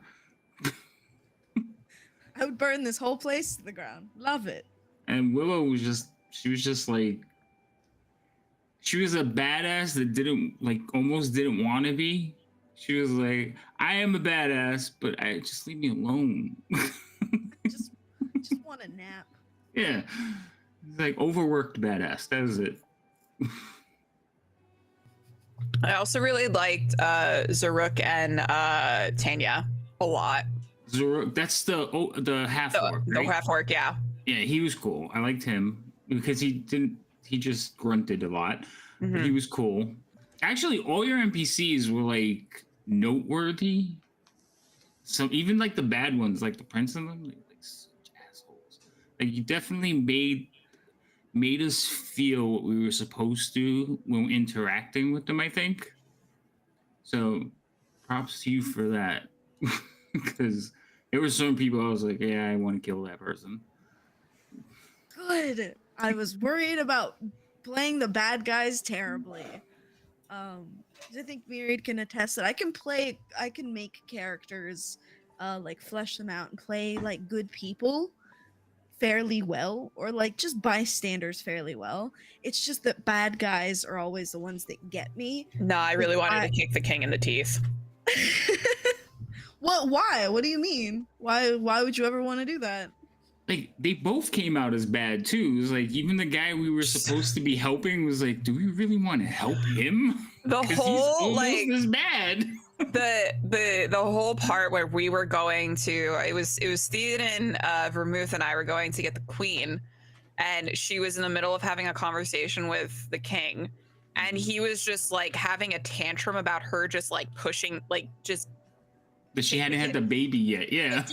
just take the kid out of you, just have it already. Why is it still in you? And we're just like, that's not how this works, buddy. I liked it because he's a child, you know, in a way. And I just thought like, that's such a like eerie and like skin crawling kind of interpretation of what how a child might see a pregnant wife, you know? And it was very creepy. I definitely got like weird horror vibes with that. It was great. Just so happy right now. Is there any like NPCs that you want to see in season 2 more of, or just NPC types, archetypes that you would want to see that like you think would mesh well, or you just think would be interesting in this world? I do want to see, like Fury said in chat, I want to see more scenes with the queen. She was a very interesting character. And the fact that we only really got like the first little snippet in the first episode, and then like the last bit where we got her, we secured her from the castle. I think she has a very, she has a lot to offer as a character, and to be utilized. Like, I don't want her to get pushed to the side almost, because like we're like, okay, we have her, she had the kid, fuck her, we only really needed the kid. Like, I feel like it would be really nice and like empowering to have this a child who's been forced into like this position, basically against her will, and she wants to live her life a certain way, and she also wants to do good for her nation and her country. It'd be very nice to see what sort of aspirations she has and how she might bring those to fruition. Fair enough. So there was a brief moment where I thought that we were going to be choosing between whether to back Silwyn or Awen, and I was like a little bit here for that. Like, that was a struggle because he had already had the groundwork, but she seemed a little bit better of a person. So it was something that like I was very interested in where that went. And so it was convenient that she was kind of on the same page as him, but there was definitely a little bit of, oh, are we going to back a queen here? How is this going to work? I was about to pull a fucking sword on the brother and just kill him. Which one? Because they both. The one that we horrible. agreed to help. They and go both get deserve the it. queen. Like the one we went and got the queen for. Right. Okay. The exiled one. Like we were sitting at that table and I was like literally just looking around and like looking at Rook. And if Rook, like he was about to like chop someone's head off or punch their head off, Cass was about to get up and be like, "Bleh," and just like start like murdering everyone because like he did not like that guy. He was like, I will back the queen any day. Like I don't like him. And the second someone gives me a reason to start swinging, I will. Yeah, I didn't like him either, and I was like, I think we had said like we have to make sure because he didn't seem trustworthy either.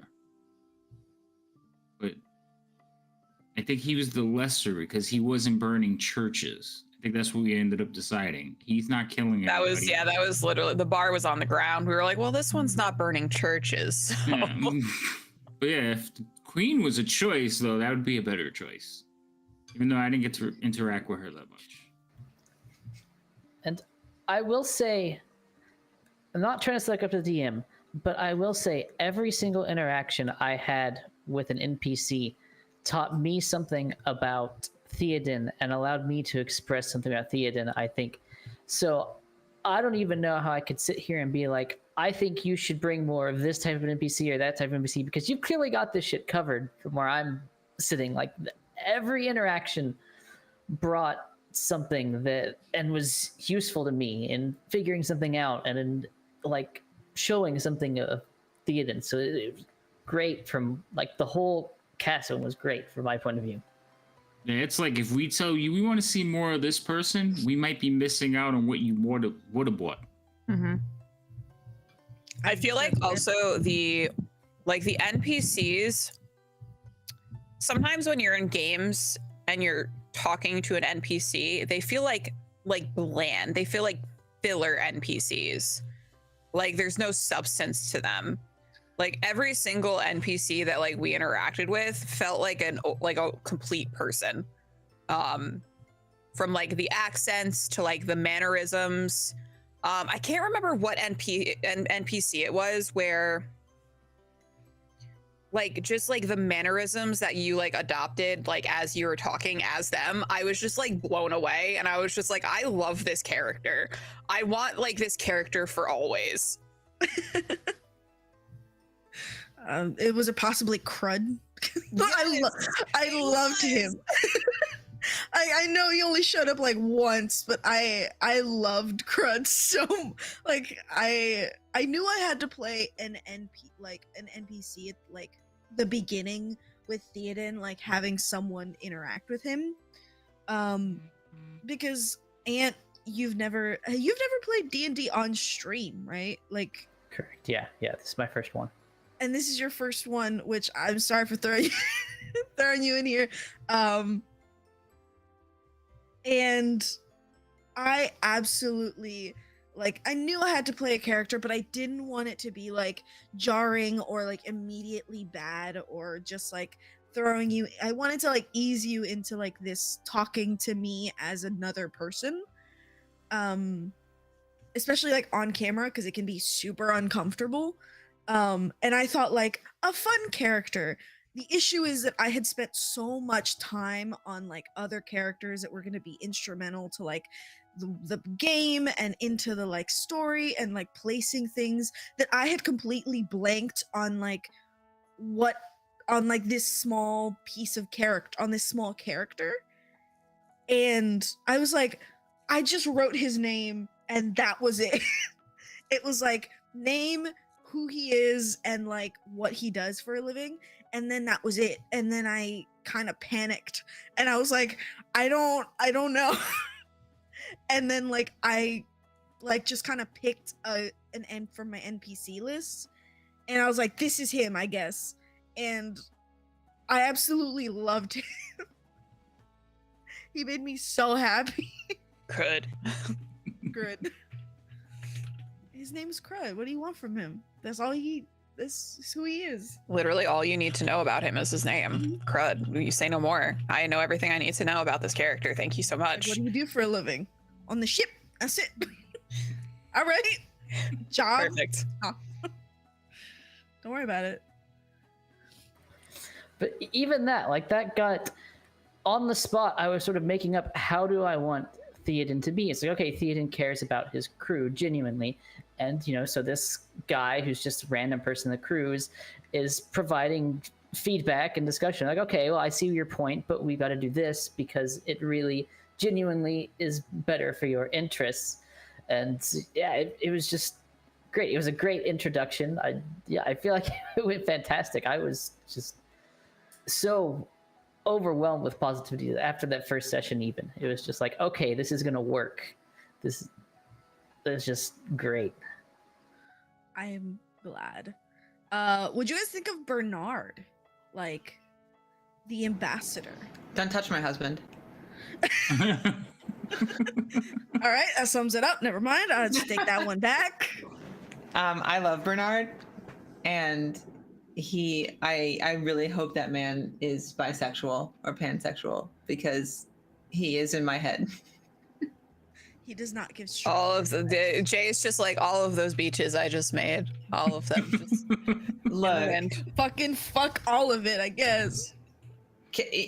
Bernard made Cass question his sexuality. That's all I can say. I hope that we all get like more chance to like because we haven't like interact like besides Cass, none of us have interacted with Bernard really. Yeah, because I'm not letting you have him. Okay, fair. Valid. No, I like that he's just like I like that he's just Yours. he's secret. Like An he's enigma. like, I gotta go talk to Bernard, and then like he leaves, and you're like, who is this guy? Is he real? Who the fuck is Bernard? What is this? Is it like I gotta go talk to Bernard? Like I like to imagine that at this point, because none of us have seen Bernard except for you, that we sort of think that like it's like your imaginary friend that like you made up to like cope with like war or something. Yeah. It's I'm like he probably like goes in and like goes into like a little corner in his room and is just like talking to the wall. He's like he's made like a trench out of like blankets and pillows, and he's down there with his sword, and he's just like, hold on, Bernard. And like Bernard's like bleeding out, and he's just like, it's okay. And then it turns out like he's just playing pretend in the pillows. We'll get through this to a pillow. Yeah. It's a pillow with like just like a face drawn on it. Just like Wilson. Yes. Oh my. That's Bernard's last name, Wilson. It's gone full Tom Hanks. Fury said, let's talk about Eadwell. What? We don't know Poor anything about Eadwell. Eadwell. We don't really know what happened to her. I thought Sylvan had her killed. Yeah. Did he? Yeah, she died. I thought so. We found her in the well. When we went to the cell, we thought it was Eadwell. That's why I went into the cell to go get her. But it was Romero. And it became Scott. Romero. So then we found out she was killed. Mm. So we didn't see the body, but we were told.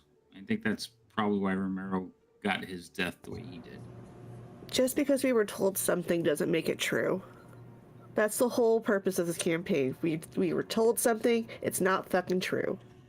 Okay, you're not there. I wasn't there. Okay, I was too busy running away from a jilted lover. I'm so sorry. So don't Okay, correct me. Vermouth, I have a question for you now that you're here. Oh fuck. Okay. You showed up, baby! I know, I showed up.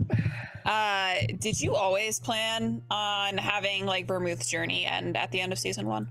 Oh no, not at all. So it was just like a Spur of the moment, last minute decision. Jay pulled me aside. It's like, what the fuck are you trying to do? I'm like, well, this is my goal. How can I achieve my goal? And she's like, okay, I'm gonna roll some dice. I'll figure out some percentages, and we'll figure out a story. And you'll either survive or you won't. So I'm not coming back next season. So, I mean, Vermouth is not coming back next season. So, I yeah. also did warn you what would happen, because I didn't want you to be like blindsided completely, and I wanted you to know kind of what would happen. So I did tell you. Yeah, you did. You gave me fair warning, and I'm like, no, this is Vermouth's end goal. This is what she wants to do. and she wanted access to that tree. She wanted to harness the magic. She wanted to reverse time to 200 years prior to when her children died. That was her end goal, is to get her children back. Aw. And she did. And she did. Maybe, sort of. I don't know. She did. Right at the end. Sure. Whether think she's about it. alive or dead, we'll never know about. Does anyone else have questions for Vermouth? Or about Vermouth? I guess not a question, but it's a new character. I'm going to be working on a portrait, Yes. and I'll try to have it done by Thursday. Just I am moving currently, and I'm gonna try to that's be. exciting for you. It is exciting, but I've been very tired and busy a lot. So I'll try to get done. It will get done eventually, but I'll try to get done. If there's anything you want to send me as far as like personality and stuff, that always helps me have like a better idea on like how to draw them. Like the more I know, so feel free to like spam me. I will say this about her. She is a simple country farm girl. Okay. And she grew up with 4 brothers. So not exactly the most ladylike of ladies. Okay. All right. Okay. Yeah.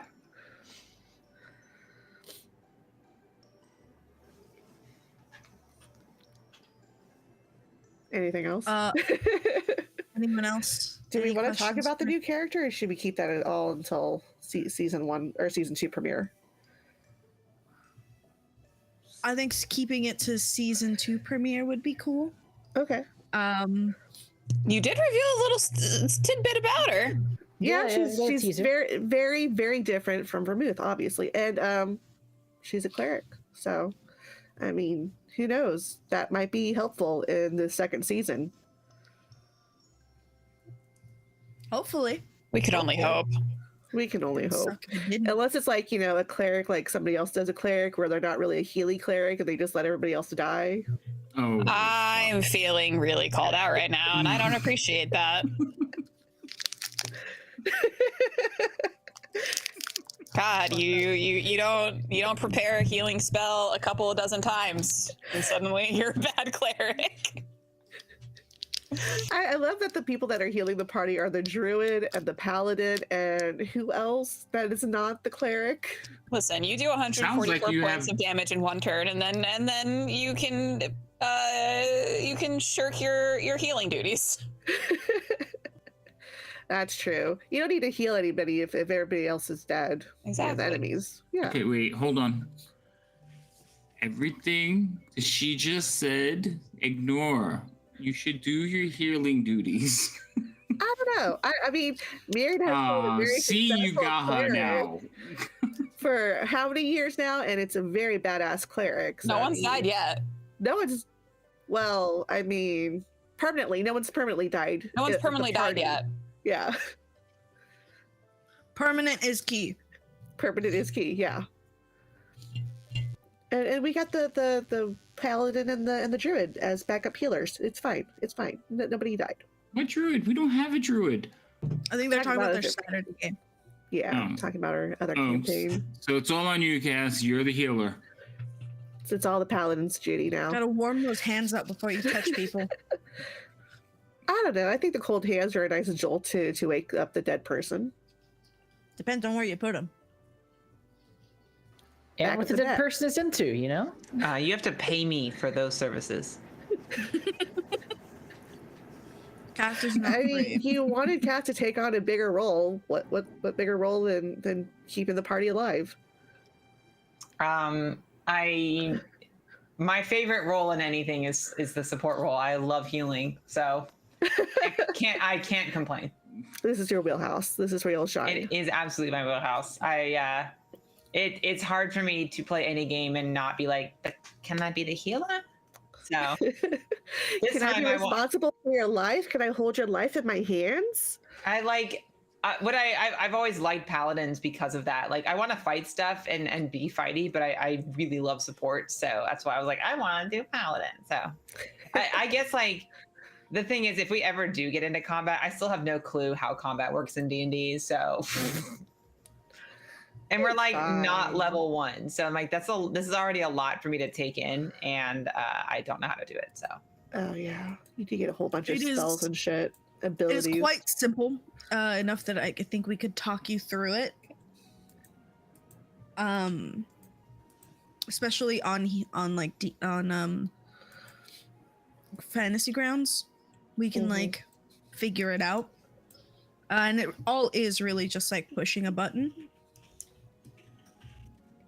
But would you guys like to see more combat? I do like would. rolling dice, just because I'm a dice person. I like all my shiny rocks that go click clack.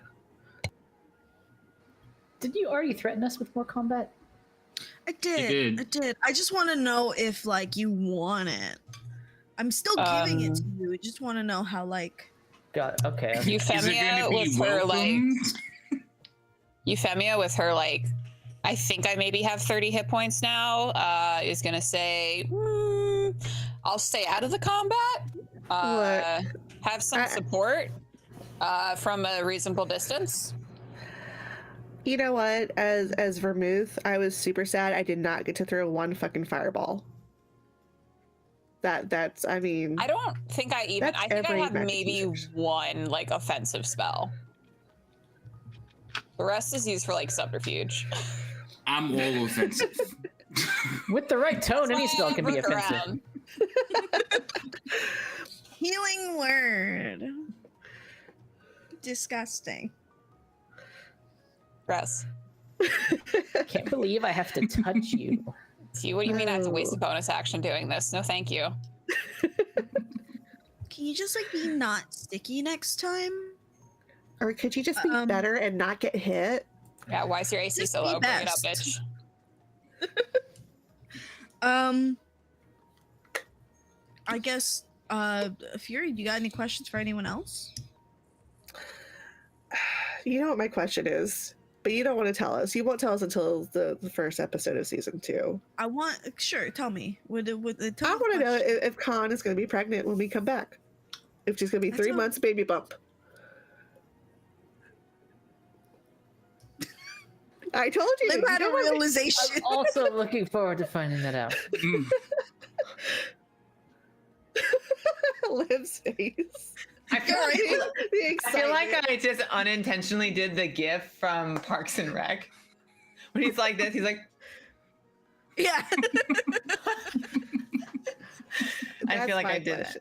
question. That's my Did you big just realize question. that that's a thing that happened? Babies happen in 3 What months. was that face?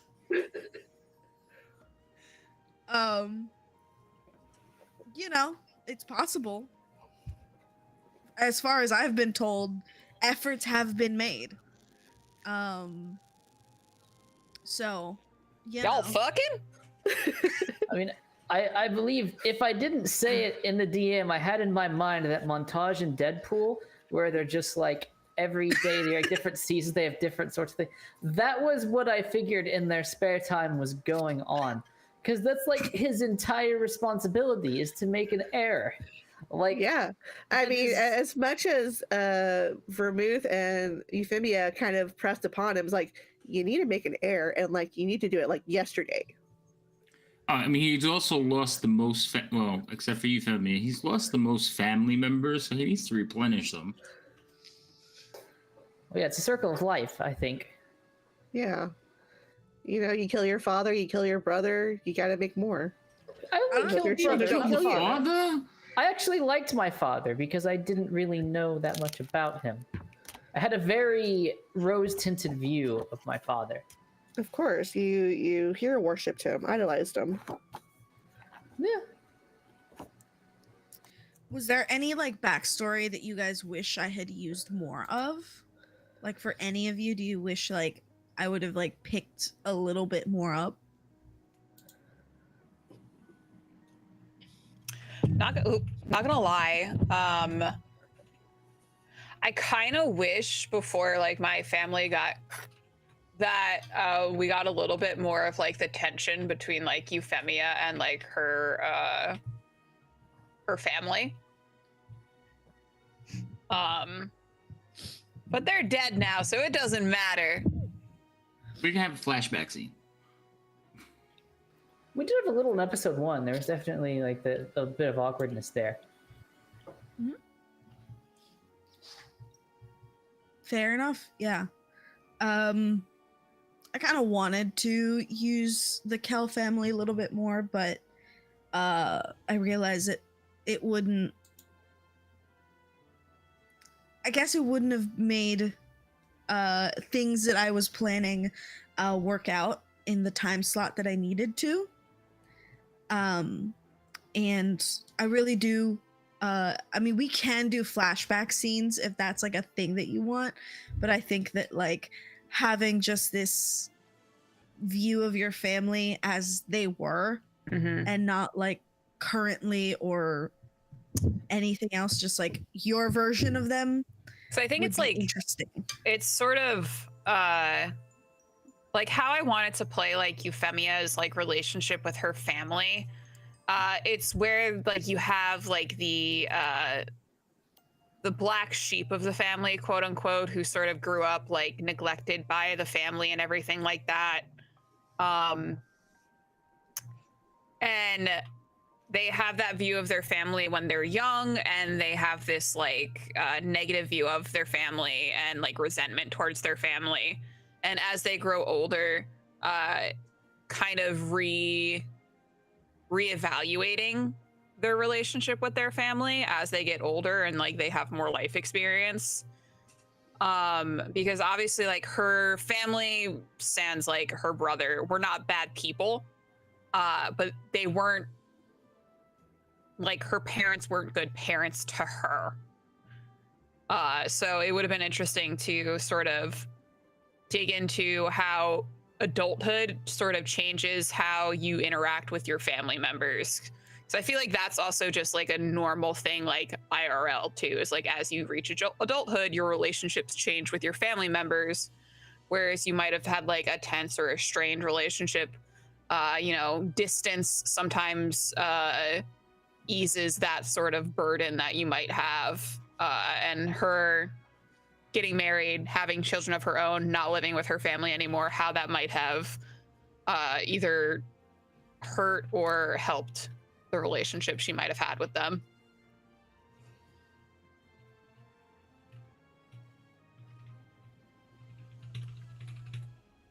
You're muted, Jay. Yeah, I like the like relationship that I think in your backstory we established between your family, and I think as far as like, I do feel bad for killing all of them, but at the same time I wanted to see what Euphemia's version of them now, kind of being entrapped in this like web of conspiracy and like horribleness that is aristocracy and the like games that aristocracy plays. Like, I wanted to see what Euphemia, now that they are gone, that she can't like make amends or she can't like interact with them anymore. As far as she knows, like they're gone. Which is kind of like the more heartbreaking like option, is the fact that like you can never, even if she wanted to, like having that realization of I can never talk to them again.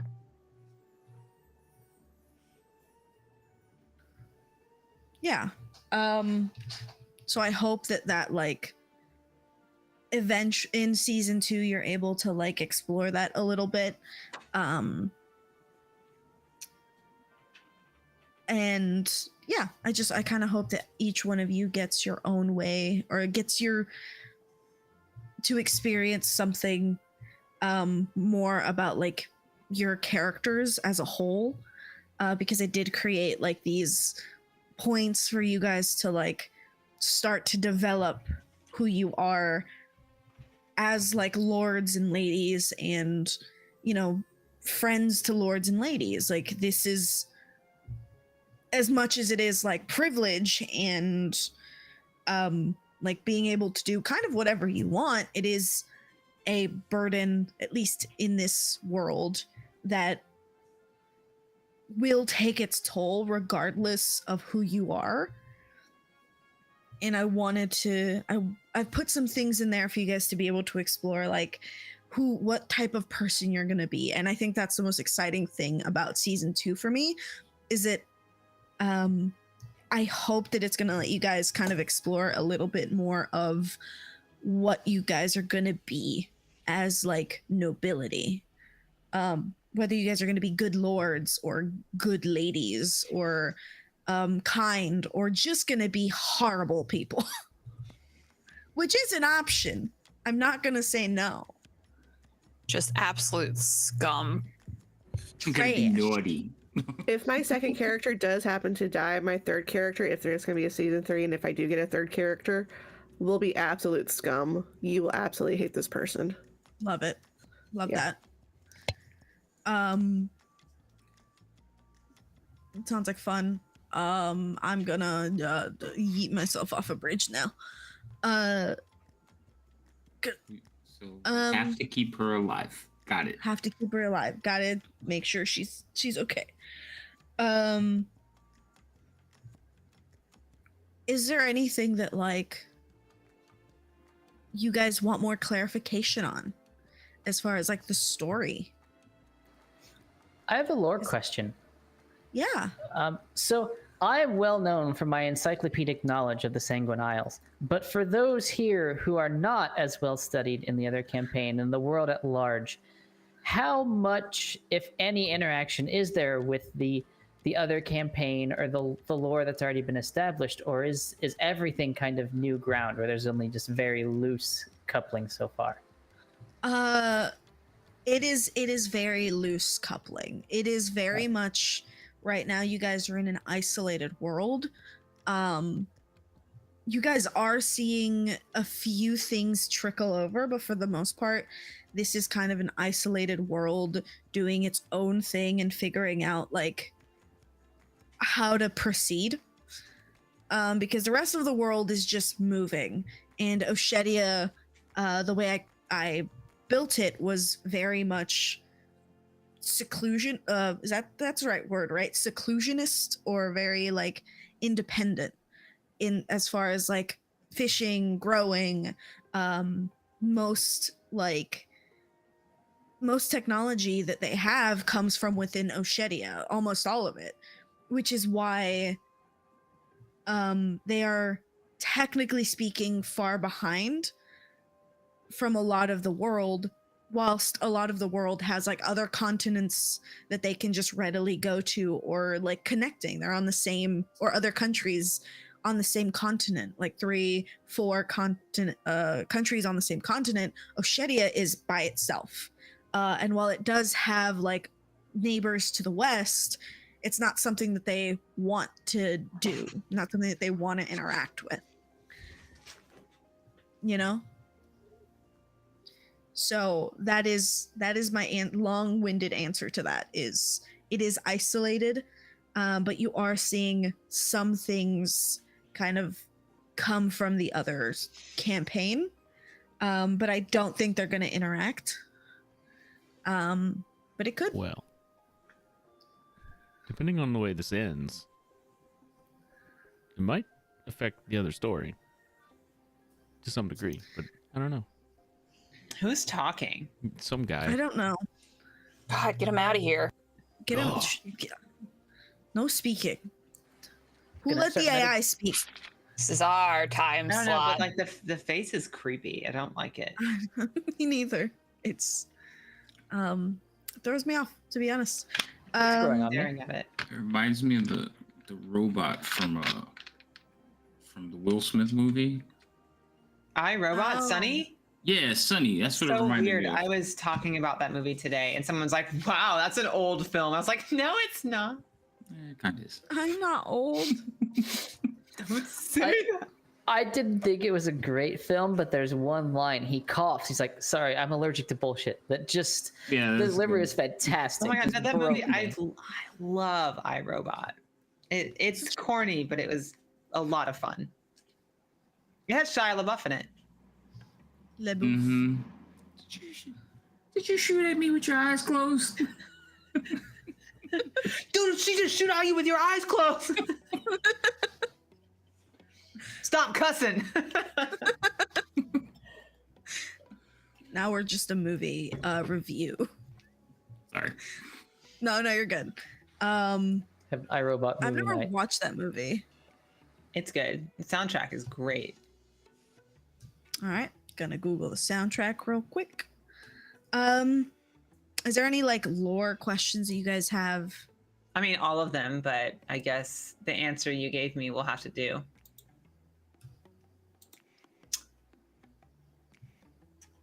I believe it Forgot that was. Question. The answer. Let's see. I believe the answer was. Let's see.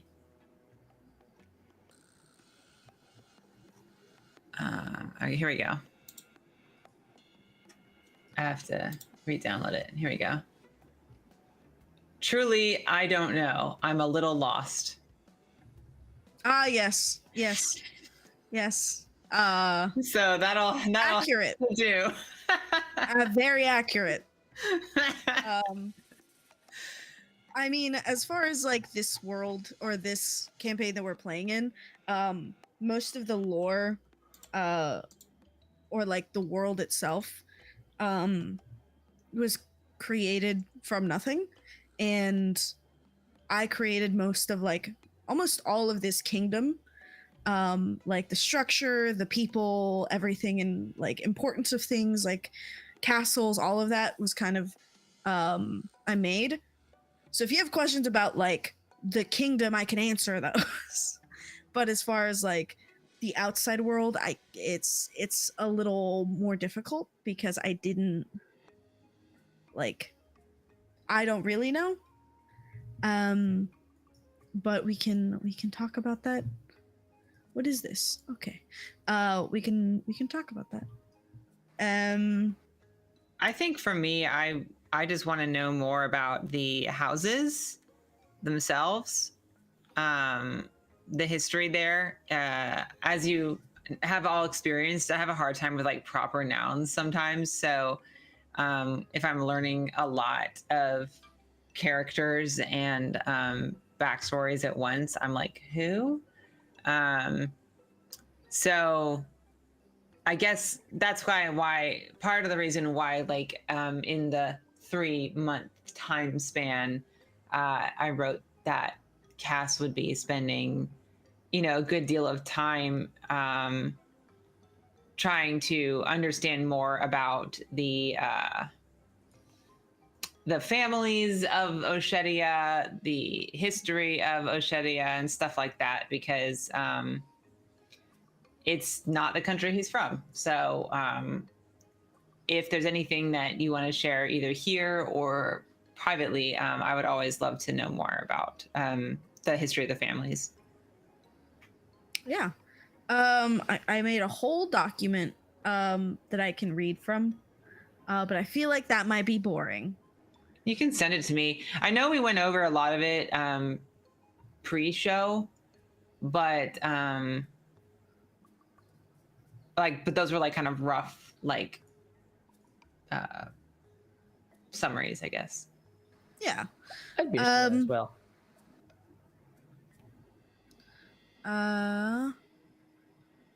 Is there I can send you that now.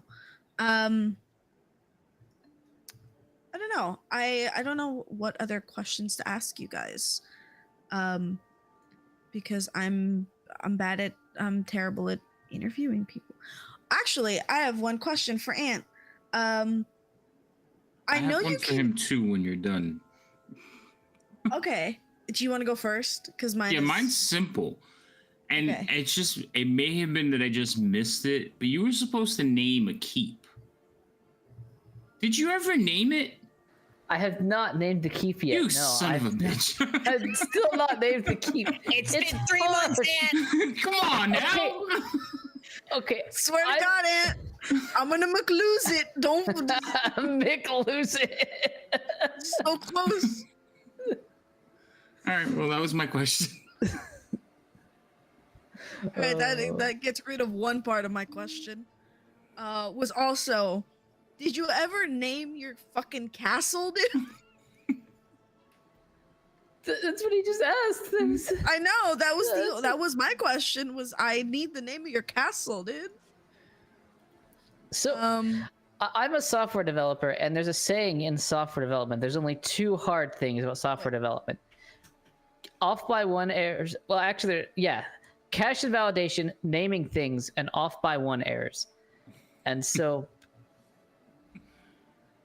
it's hard to name things.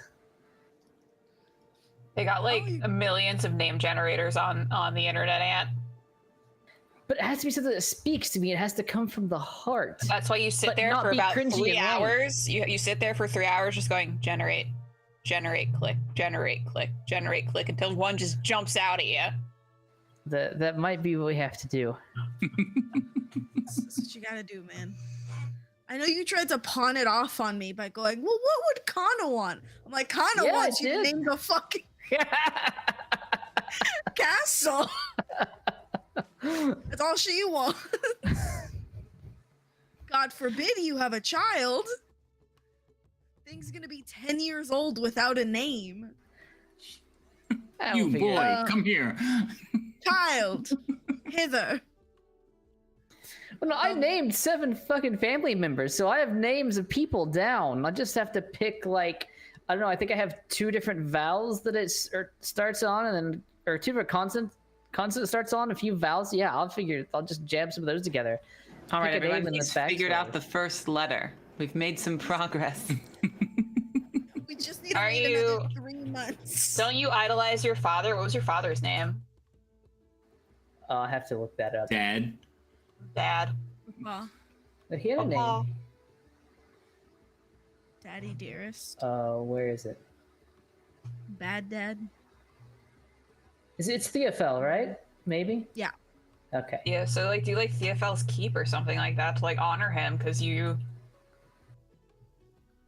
didn't think he was a bad guy.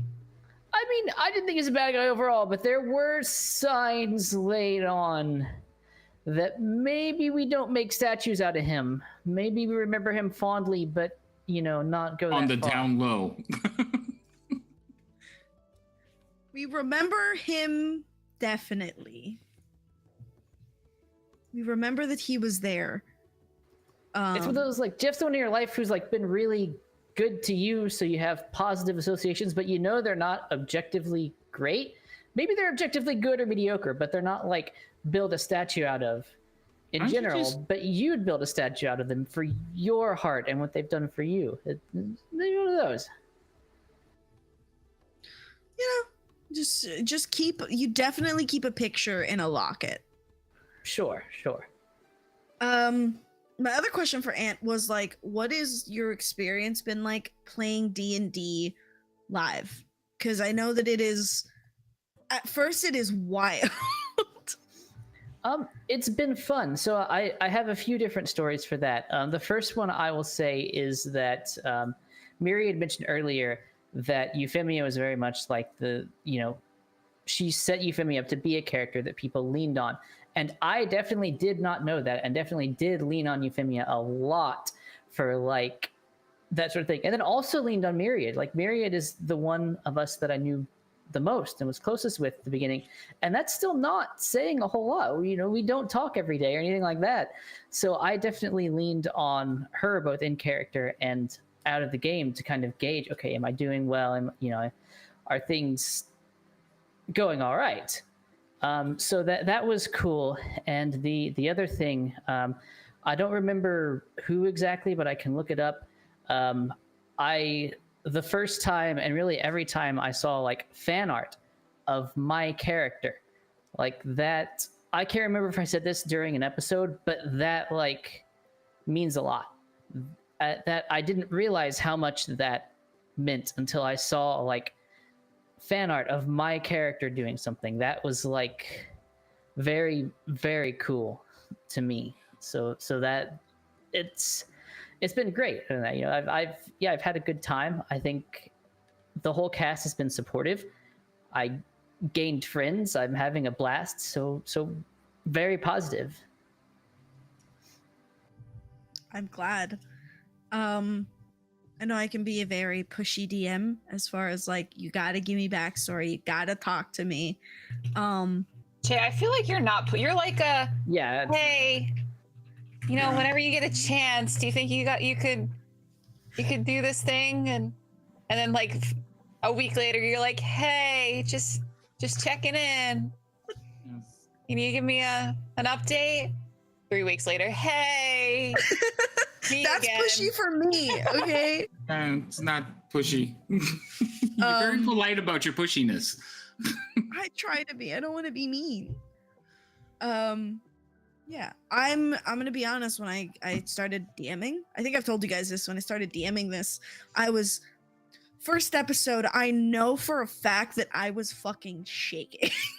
I was terrified. I could hear it in my own voice. But I think you guys are a great cast, and you guys are super nice and super helpful in the way of like, I don't have to push you guys to do RP. I don't have to push you to like do things. And you know, you guys are gonna follow whatever thread you want, but I always feel like you guys know what you want to do, and that helps me a lot. And I don't have this like, I don't have to guess what your motivations are, and I think that helps me a whole lot. And even when I'm lost on what you guys want to do, I just ask you. And I think that creates this like great dynamic between everyone. And like, I'm super appreciative for you guys just like going with anything that I throw at you, because I know playing D&D can be like confusing, and especially the way I'm running it, it's very confusing. Or it can be. I just never. Oh. No, continue. I just remembered I was going to say earlier. Okay.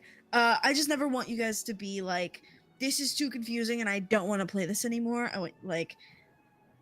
I hope that you guys come to me with like questions and things, but I feel like with you guys, it feels like you guys are taking notes. You guys understand what's happening. Limb excluded, just because I know they're moving and they're not very good with like that kind of stuff. But it's okay. Like, you guys have names of things down. You guys have like connections. I mean, I write things down, but yeah. And that I appreciate that you guys do, because I know that this is complicated, because I have the like flow chart of like, this is what's happening, but I never want you guys to feel like I'm trying to be smarter than you, because I'm an idiot. And I want you guys to know that.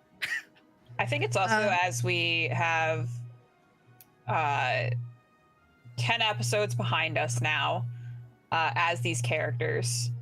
Sans Furiate at this point, because Furiate is going to be playing a different character in season 2. But I feel like we know the general like world building for this particular like kingdom and everything like that. We kind of have a firmer grasp on what's going on and the dynamics and the power dynamics of the country, which helps us greatly in being able to play our own characters and play into like role play. And I know like I was talking to like Ant or someone about it in chat the other day, where when you're first starting out playing a character, you're sort of like like you're kind of tiptoeing around trying to figure it out and try to figure out where your character fits in within the party.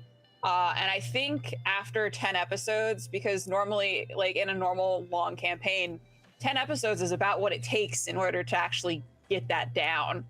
But I think now that we're going into season 2 with the 10 episodes behind us, we're definitely a bit more sure of ourselves and are in both as players and in our characters. and it shows, and you guys are fantastic at it. I know that when I first started casting for this, it was a whole lot of me going, okay, tell me these things. And you guys, I know that like Ant kind of looked at me like, what?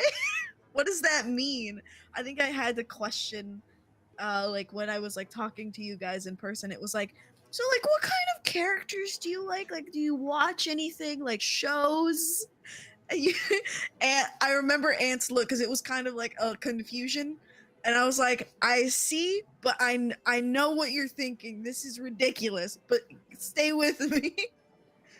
And I absolutely love every single one of you and appreciate you guys playing in this game.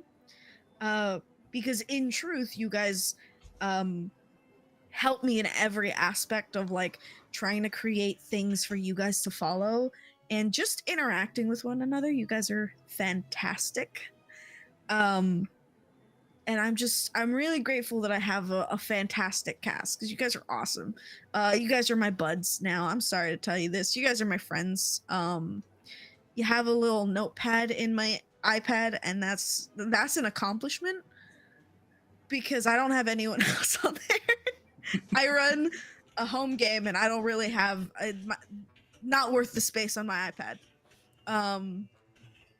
But like, I'm really glad I have you guys, and you made this whole process very easy, and like you guys did calm my nerves with this. So yeah. Can I introduce a butt with one T, not two, because it's Twitch. We have TOS. Okay.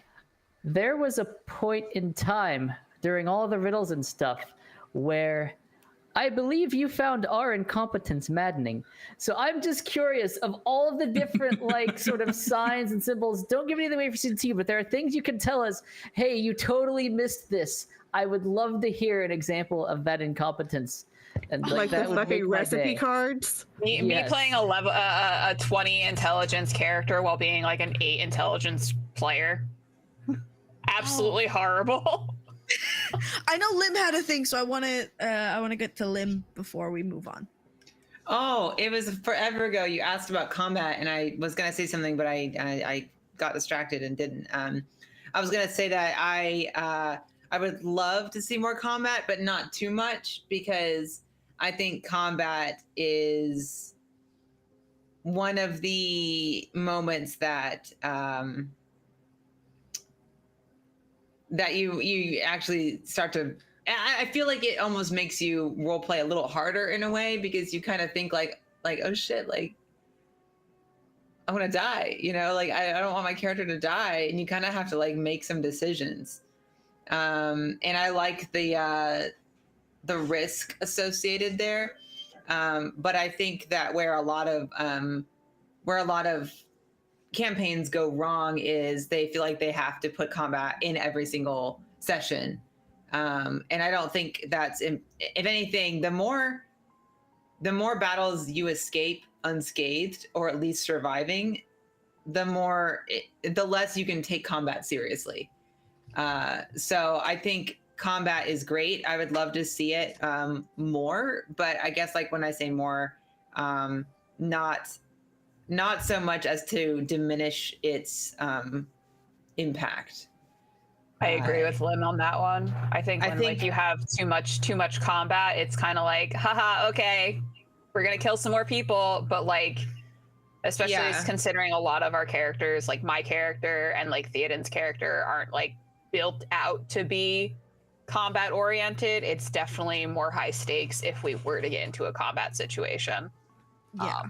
I think also what I would also enjoy is combat in just like maybe small things like a brawl, or just punching a guy out or whatever, or you get tackled to the ground and thrown into a cell, that kind of thing. Like those are kind of combat because you're rolling some combat dice in there, but it doesn't necessarily have to be like an all-out boss battle. Yeah. So I think I would enjoy maybe some opportunities to get into like some fisticuffs or something, just to have a little variety in the dice that we're rolling. Yeah. But yeah, exactly like what we both said. It's just like not like boss battles to the point where like I guess we're immortal. Like Yeah. I mean, I didn't want you guys to feel like you were immortal because I'm like, it's not the Geezer. I'm sorry. Trust me, with my like 11 AC and 30 hit points, I don't think that at all. Unconvinced. Yeah. I think for season 2, that's definitely the thing that I wanted. Was yes, season 1 was most RP, was almost all RP. And for season 2, I knew that you guys are going into a war. You guys are, stakes are high now. Or like they're not just high, they're like things are happening already. And I know that like I wanted to get Cass and Rook into like combats because that is what they do. That is their like forte. So I wanted to see that. And that is what I'm hoping to go into season 2, is to get you guys into not boss battles, just like y'all punch a guy in the face for being like a dick. Like that. But yeah. I will make sure to make combat it's not going to be obvious. It's not going to be like you have to do it, but it is going to exist in the world now a little bit more. You can dodge it. To get to Ant's question of like things that you guys miss. When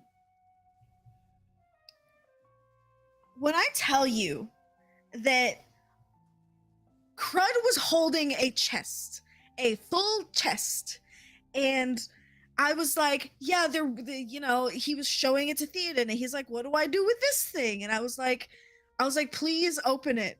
And then Khan shows up, and she's like, what's in the chest? And then nothing happened. I was like, open the chest. There were that was within like the items. first 10 minutes. There were magical items in the chest that you guys could have distributed to one another. That, like, magical items in the chest. Do we know what happened to that chest, Theoden? Do we know where you put it? literally what you know where you put that chest? You know where you put that chest, It was Theoden? in the very beginning. We presented it in court, and I had a compass that was just like a trinket that I gave to the queen, and I don't know what happened to the chest. Like, either if it was ours to take, then we took it back. If it was like the kingdom's, we left it there. I like can tell you what happened to the chest. Because I kept Okay. track of that chest. Every couple times that you saw me rolling in Fantasy Grounds, I was like, I wonder what happened to that chest, because Crud was holding a chest that was destined for the Vesemir villa, and you went, take it home, and I was like, okay, yeah, sure, you're not gonna. Wait, open it was supposed to be mine? Yeah. Theoden, you son of a bitch! I don't know it's supposed to be yours. How is it supposed to be yours? It's our family that got I it. think he meant like Deverett, and I was like, okay, but he said Vesemir, and I was like, and Crud went, Vesemir, and he's like, yeah, and he's like, all right. So that shit is lost. God. That thing is lost What? to the ether now. But oh my where God. chest? I don't even remember this All right, chest. we're gonna have It was to in go the back. beginning. It was Yeah. in his introduction. Crud is holding like this chest, and Oh. he asks him like, what do I do with this? Where do I go? And he just goes like, go to the villa. And he's just like, he either doesn't clarify or like just says, take it to this place. And it's like, he's like, okay, I guess, sure. Episode 1, we're throwing out all the crap that Jay made, and we're sneaking back into the capital to find this chest and the badges for the war We're council, so we saying can get our fuck badges. this entire plot that she so carefully Yes, it's- plotted and crafted out. We're going back to the capital to find that chest. Yes, 100%. It's gonna take all 10 episodes. That's season 2, baby. Season 2 is a fucking Scooby-Doo-esque. Find a chest. I love it. I'll run with it. I'd just be confused. Another one was the cards, but more specifically, like no, it wasn't the cards. You guys got that down. I think it was more just like the thing that confused me, and this is perfectly fine because it worked out in the end, but I was like, I told you guys where this niece was gonna be. I told you where to find her, and I was expecting you guys to do something with her, like grab her or attack her or do something. Got away. Yeah, she And got away. I remember she like walked in and then someone was hiding in like the pantry and I think it was Cass. It was It Cass. was. And she was just like sitting there making tea, creating like a cookie tray, giving it to the lady, feeding her, and she sat there for like an hour and I was like, are we not gonna do anything? And then you No. didn't.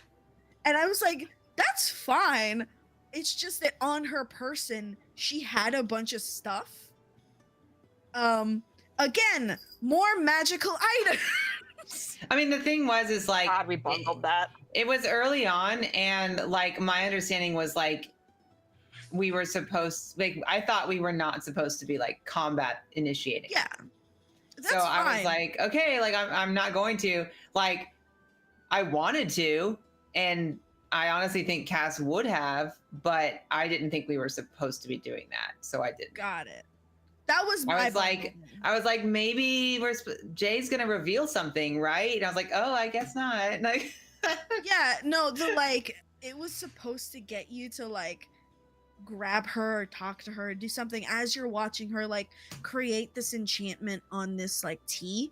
And it's not a bad thing that you didn't. By no means is it like you should have done it. You didn't have to. no, It would have mean, helped you.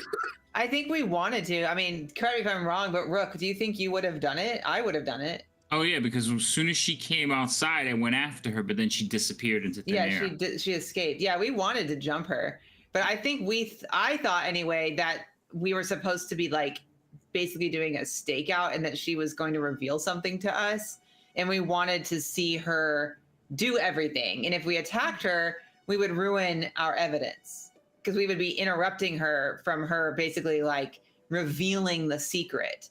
So when she Yeah. left without having really revealed much, we were like, what did we do wrong? Yeah. So well, basically in season 2, I'm going to beat the shit out of everybody. Like I mean, you can. nobody valid. gets, I'm just going to punch them all. Pop, pop, pop, pop. I mean, like, do you have magical items? Boom. That's how we'll know if they're Yeah. the bad people. Quick, detect magic. I I do have that. I can help in that aspect. You can. I think I can too. Let's all detect magic. Ooh, I could. I don't think there's anything else you guys missed that I can tell you without revealing stuff.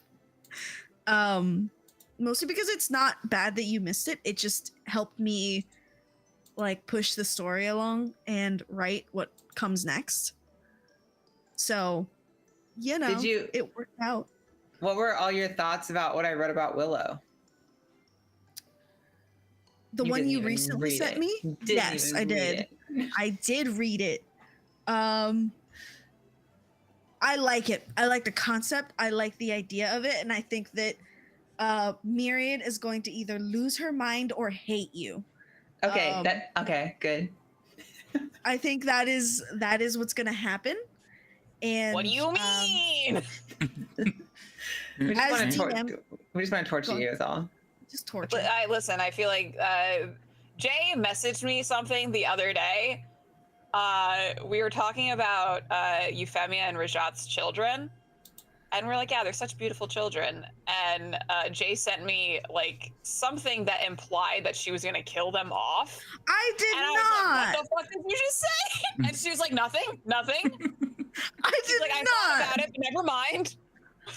I thought about it. I just thought it would be overkill. Literally. I killed your whole family the one time. I don't have to do it again. I think, oh god, I wish I could remember what it was. I think I was at, There's a cat here now. I think it was like something along the lines of like, do you have pictures of your kids? You asked me for a family portrait, but I still need to get to you. It's fine. Yeah, I feel bad. But I also want to torture Myriad as well. And now that I know that Ant is invested in this as well, gonna do that one too.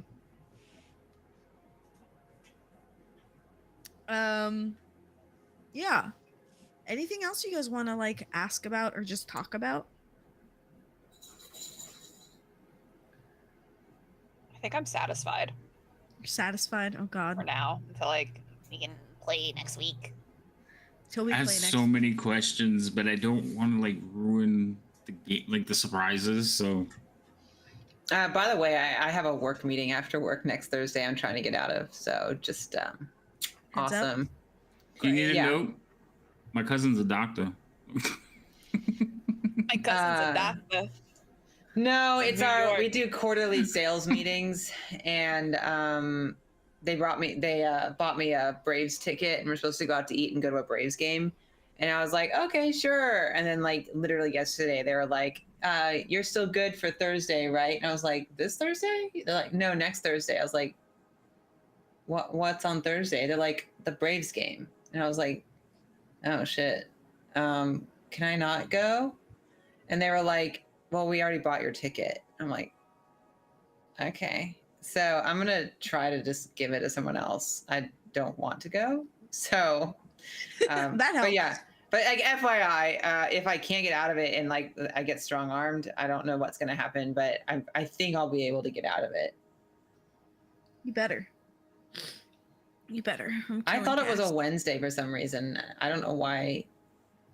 I don't know. I think last year we went on Wednesday, and so I didn't think anything of it until yesterday when they mentioned that it was like, "What are you doing on Thursday?" I was like, "My game." Like, what are you talking about? They're like, "Well, it's the Braves game." I was like, "I thought that was Wednesday." I thought So- it was a different day. I did. But anyway, it shouldn't be a problem. I'm just letting you know that that happened, and I am upset about it. Well, I'm also upset about it. Yeah. Cause I'll put Cass in a corner, and then That's I'll fine. kill Bernard. Oh So, no, you know, that's tragic. Damn. Well, so much Tragedy for all strikes. the spicy RP we could have had. shit. All right, never mind. I take it back. I take it immediately back. I cave. It's gonna end up Bernard, Willow, and Cass in a Circle situation. yeah. Love it. Polyamory, man. Yeah, that's what's gonna happen. I don't know if any of the like people who are watching had questions for us. They're welcome to like ask. But like, yeah, I'm excited for season 2. I want you guys. I have a question for like everyone. Go for it. How do you think your relationships with the other characters are going to change within the next season? Like, what do you predict will like happen? Oh boy. Because I feel like Euphemia is going to definitely be at odds with Rook at some point, and maybe Theoden as well, depending. Oh, I know I'm gonna meet y'all for the first time, so that's gonna be fun. And she's First gonna time hate you. again. No, not necessarily. Give it time. Probably. Rook is kind of an asshole.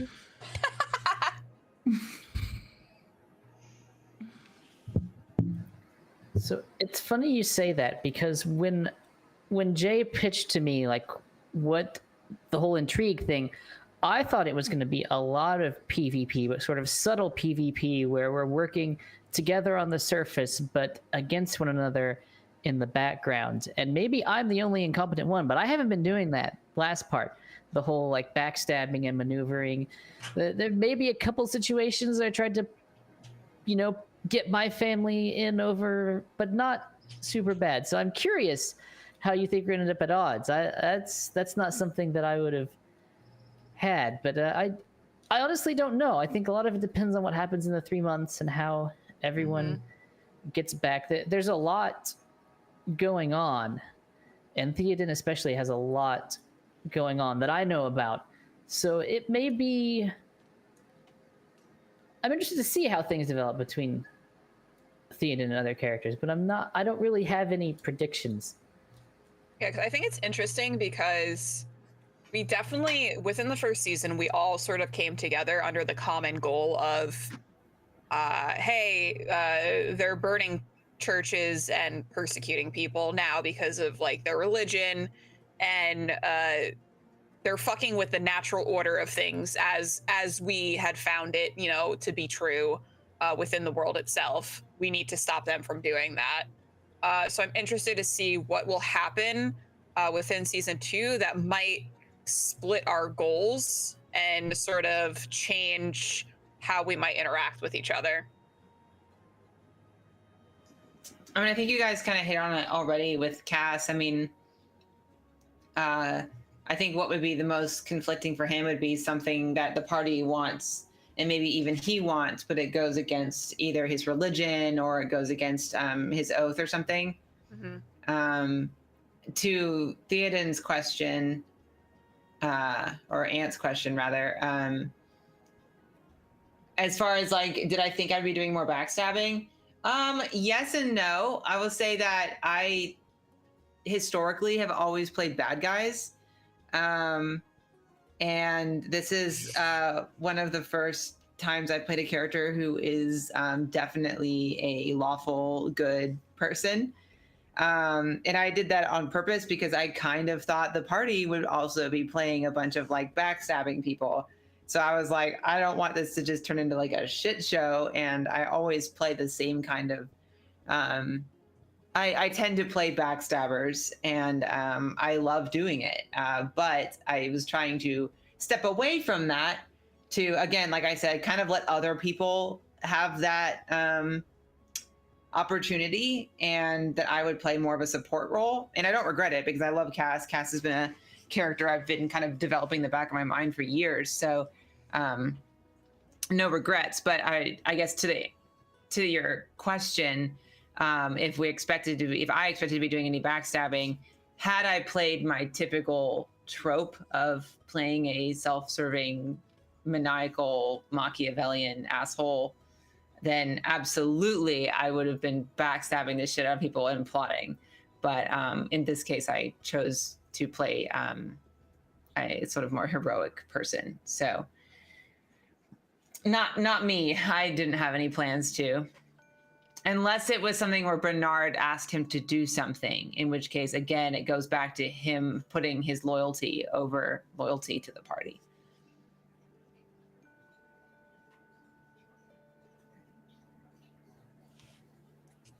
So we want to answer a chat question? Yeah. I have them pulled up. What is the overall goal for our characters? Do you guys want to think like individually? Would you like to give that up? I mean, I think right now our collective goal is to, there is a king who just came into power after being ruled, after having like a regency, who has been basically brainwashed by the Church of Nahalij, which is a deity in this world. And there's been a huge persecution of all other religions within the nation, which kind of directly goes against a lot of our beliefs and stuff, like individually, like character-wise. And they've started to basically try to assimilate everyone within the nation. So I think our collective goal is to stop that from happening. But individually, my character, Euphemia, is she wants power more than anything. She is a woman in a world where, or at least a nation where women aren't viewed as equal to men. And she came from the lowest house. She was the youngest daughter of the lowest house. And she had sort of resigned herself to being this that she would have to scrape and claw her way up in order to have any like minutia of power. And that's really what she wants. She wants power and she wants to prove her worth in the world.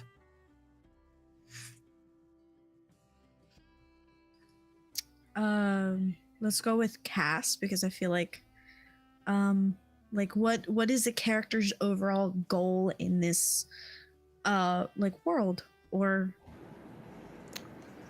in the story? Right now, his biggest goal when he set out was to advance his career. This was a big opportunity for him in the guard to potentially move up in rank. But his kind of secondary conflict that he has going on is that his homestead is sort of under threat, and his father is most likely very near to death, and he needs to make a decision as to whether or not he's going to inherit their land and return home, or if he's gonna sell it, or if he can somehow manage to like hire someone to stay there and kind of be groundskeepers and keep the land. It's not a small amount of land, and it's farming. So for him, it was always just about his career, and in a way, it was him running from his duty as a son to inherit a farm and be a farmer and do what's expected of him. And it was kind of a very opportune moment to be offered this option for his career that he can kind of dip out for a while, but there's still that feeling of guilt knowing that his father's ailing and he needs to make a decision. So some of the question that I will have in the amount of time that's been gone is if everything's okay, and what's going to happen to his family home. Of course, there's also like other stuff there, but only Jay knows that. I know all of the things. Havoc. So I'm at a point where I have like two goals. My main goal is there's a lot of questions going on within my own house that I want answers to, and I need to unravel. Like, I know there was a plot and I want to find out who is responsible, but I also want to bring honor back to my house because we started out as the top house and sunk down. So that doesn't sit right with me. So that's where I think me and like Myriad or Euphemia's character, we're gonna probably come to odds there, because I think right now she just wants to annihilate Raylon, and I need to like put them back to the honorable group that I know they can be. So, but yeah, so uncovering the plots that happened is like my biggest main concern, but my family and my house is like my second, and it's still up there. So we'll see how that goes. We'll see how it goes. Hopefully, I think that you might get a little bit of what you want, at least. But that's for season 2. Theoden. It's interesting because when the campaign started, Theoden had been away for a while, so he was coming back and generally wanted maybe to gain, like, to improve his own influence and the influence of his house, and then things happened. I would say that's still a goal of his. He's largely accomplished some of it, but now it's sort of interspersed with a desire to also deserve that and be good at it. Like, it's no good if you gain power in your house, like, falls because you suck at it. But his overarching goal at the moment, he kind of fell in love.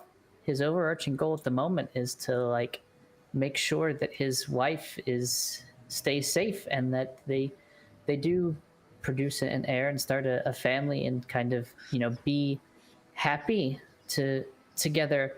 And so he would love to retire to the countryside and just rule the tout, but that's not what's happening around him. There's a war, so he has to do a good job of leading the house now, and kind of, you know, putting up a good defense and figuring out where to go. So there's definitely there's some conflicting goals there that weren't there when the series started. That was absolutely cute as heck. I was. I guess. Yeah. Fury, do you have a goal for your new character, or do you want to just talk about Vermouth? Oh God. Does my new character have a goal? Yes, she does, but I want to keep that kind of secret until y'all meet her, because if I tell y'all the goal, that's kind of a spoiler. For Vermouth, I mean, I guess her goal was already met. She got back reunited with her children, so goal completed. I feel like I won D&D, so yay, the end. Worked out. It worked out. Where do you go to see more about the characters of this world? You can go to the YouTube and watch the 10 episodes of Gilded Blades that there is. That's it. That's pretty much where you can find them. I mean, watch if they have any questions, we're all in the Discord. Like, if you have any particular questions, I believe there's an actual Gilded Blades channel within the Discord. So if you have any like particular questions, feel free to drop those in the Discord, because we can definitely answer those off stream as well. Yeah. So join the Discord. You know, keep up with them. Also, there's some fan art in there, which I think is funny. And as you watch the show, I think you're gonna find them also hilarious. Is there anything the players want from the audience? Of us. Stick around and watch. Yeah. I think just watching helps us. You know, watching what we do, watching what goes on in this world. That's all we want. I'm obliged to be like, if you want to interact with this world, you can. We have like a D20 Enclave has a like website that you can go to, and there's like things you can do with donations, but again, you don't have to do that. That's not needed. It's not necessary, but it does help us like create stuff in the long run. But honestly, just watch what these guys do. It is amazing. They are amazing at playing their characters. They're serious in the serious times and funny when it counts, and I think it's awesome. Yeah, is there any other questions? Jeff, you don't get a question? Get fucked, Jeff. You don't get one? I am discriminating against just King Bashman. We're usually not this mean to people. Don't worry. Usually You're not welcome this here. mean to people. Only when we get to know you real good. Yeah. You only get, and then it's out of love. Just to Jeff. Just mean to Jeff. Just to Jeff. Yeah. Oh, is there anything our characters are willing to give up for their goal? Oh. I Everything. did not read that one. That's my bad. My character,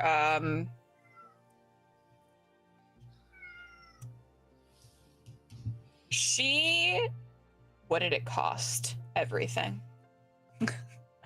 My character she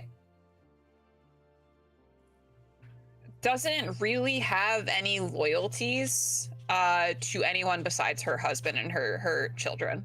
At the end of the day, if she had to sacrifice anyone, which I think was sort of hinted at towards the end of season 1, where she ordered Willow to bring Rajat back at any cost, which would even mean at the cost of Cass or Rook's lives. she would do anything to protect them, to give up anything to protect them. So if it really came down to it, she would sacrifice whatever it takes to keep her family safe.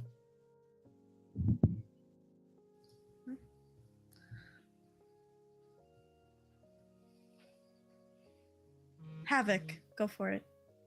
No, I already answered. Like, there's nothing I wouldn't give up for like my goals. Like, if it meant killing the entire party, I'd probably do it. Fair enough. Cass.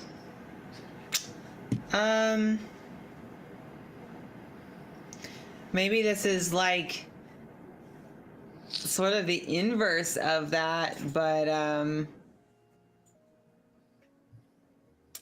it's more like what wouldn't he give up in a way, in the sense that like he's already pretty much given up everything in with his swearing an oath. So it's hard to answer that, actually. It's kind of like he's given up what he can already. What more is there to give? Yeah, I mean, like, at the moment, there isn't much else he can give up, but he could potentially stand to not gain something. Like, he could not gain a wife. He could not gain a promotion. He could not gain an inheritance of his family farm, stuff like that. Like, but at the moment, I mean, as a very devout paladin, his whole existence is basically giving things up for the sake of his oath. So it's a little hard to answer that, I think, in his case. Yeah. I guess Fury, you don't really have to answer this question for Vermouth. Because she already got her goal. Yes, but I mean, like, for somebody who hasn't watched season 1, what is that? Like, what would she have given up in the beginning? Oh God. Because when we meet Vermouth, she is very comfortable. She's living in she's living in luxury. She's living that good sugar baby life. She is living a good sugar baby life. Okay, so I mean, for Vermouth, she won't give up anything. She wants it all. And I mean, if she has to seduce, murder, steal, lie, whatever, she'll do it. She doesn't care. It doesn't hurt her conscience, because she knows that in the end, she will have everything that she wants. She is a completely hedonistic character. Mm-hmm. Yeah. And I loved Vermouth for it. Even though you said it just created headaches for you. It created headaches, and that was fine, honestly, because it was great. Anything else you want to add? Hopefully I will not be a menace this coming season to you. We doubt it. Doubtful, but I'm gonna hope. I'm gonna hope so.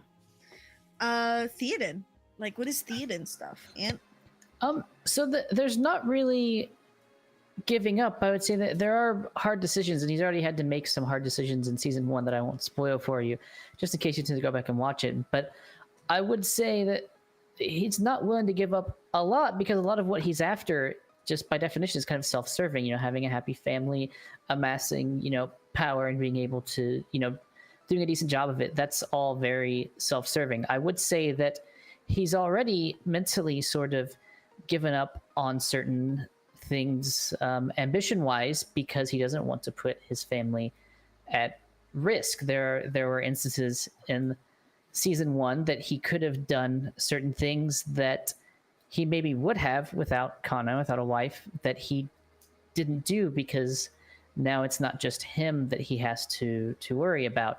So I don't think there's anything I could be like, oh yes, I would give up everything for this one goal, because the goal is kind of everything in a way. The goal is that happy suburban life, except also with the position of ruling a kingdom or an area. So I think he would never think of it as giving up things, but there will be tough decisions he'll have to make. If he likes his sister, he loves his wife. If he had to kill his sister to save his wife, would he kill his sister? Maybe, maybe not. Probably not. Would he choose to prioritize his own wife over the rest of his family, or vice versa? Probably. So that's something that really depends on the moment. I feel like I'm giving the DM way too many ideas here, but that's You're not. kind of the moment. But I wouldn't say that there's like one pie in the sky thing right now that he would give everything to have, because he's still a newlywed, so he kind of has that pie in the sky thing right now. It's still very, very new, so that's kind of the honeymoon phase there. So we'll see where it goes. I love Theoden so much. Oh, truly. He's such a good character. I'm gonna say this to the party, because I've said it before. Theoden, love that guy. I'm gonna feel really bad if like Euphemia ever just absolutely double crosses Theoden. Murks him. I just want you to know beforehand that I'm gonna feel bad about it, but like it has to be done, you know? No, absolutely. Yeah. Yeah, I think you guys, from the enemy standpoint, I mean, he doesn't have to give up anything. He rules this world. He rules this kingdom, and he can just do with it as he pleases. I don't know if that's what you wanted to know, but I'm giving it to you now. He's a king. He shouldn't be pushed aside, I guess. It's like that divine providence. Like it's not something that he's earned, it's something he deserves. Correct. Yeah. You're well put. He deserves this kingdom to bow before him, because that is just what he was born to be. What about say the curator? What has he given up, or what would he give up to achieve his goals? Or her? I think it was him, but I don't know. It was a him. I think for the curator, his ultimate goal is not known to you guys yet, but as far as you guys know, it is to like rule over this kingdom. And he has given up a lot, and as far as like what he's willing to give up, he is willing to give up like the essence of his identity to get a grasp on this like ever-growing empire, because he can, and he knows that he can, and he wants to, and there is a ambition in him that I think somebody who is lower class and like has done everything in their power to like make their way into like a position of power would do. So yeah, he would give up everything, including himself, in this pursuit, which I think is a fun way of thinking about the curator. We're gonna fucking kill that guy. Both We're totally gonna fucking kill that guy. Whoop both cheeks. I get it. Fair and valid. I'm gonna shit that guy's pants. So we got 3 people on the list, right? Curator, King's brother. Yep.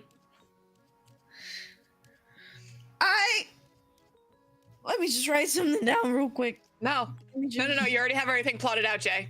Don't worry about it. You're right. I have everything replotted out. It's fine. It's all good.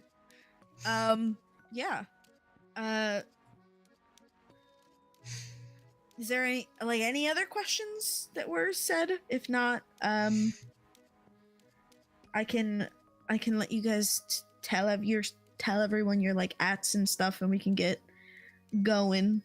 I would just like to say a thank you to Jay for putting this game together and working so hard to write out all of this crazy plot lines and just dealing with us and our characters and us as players.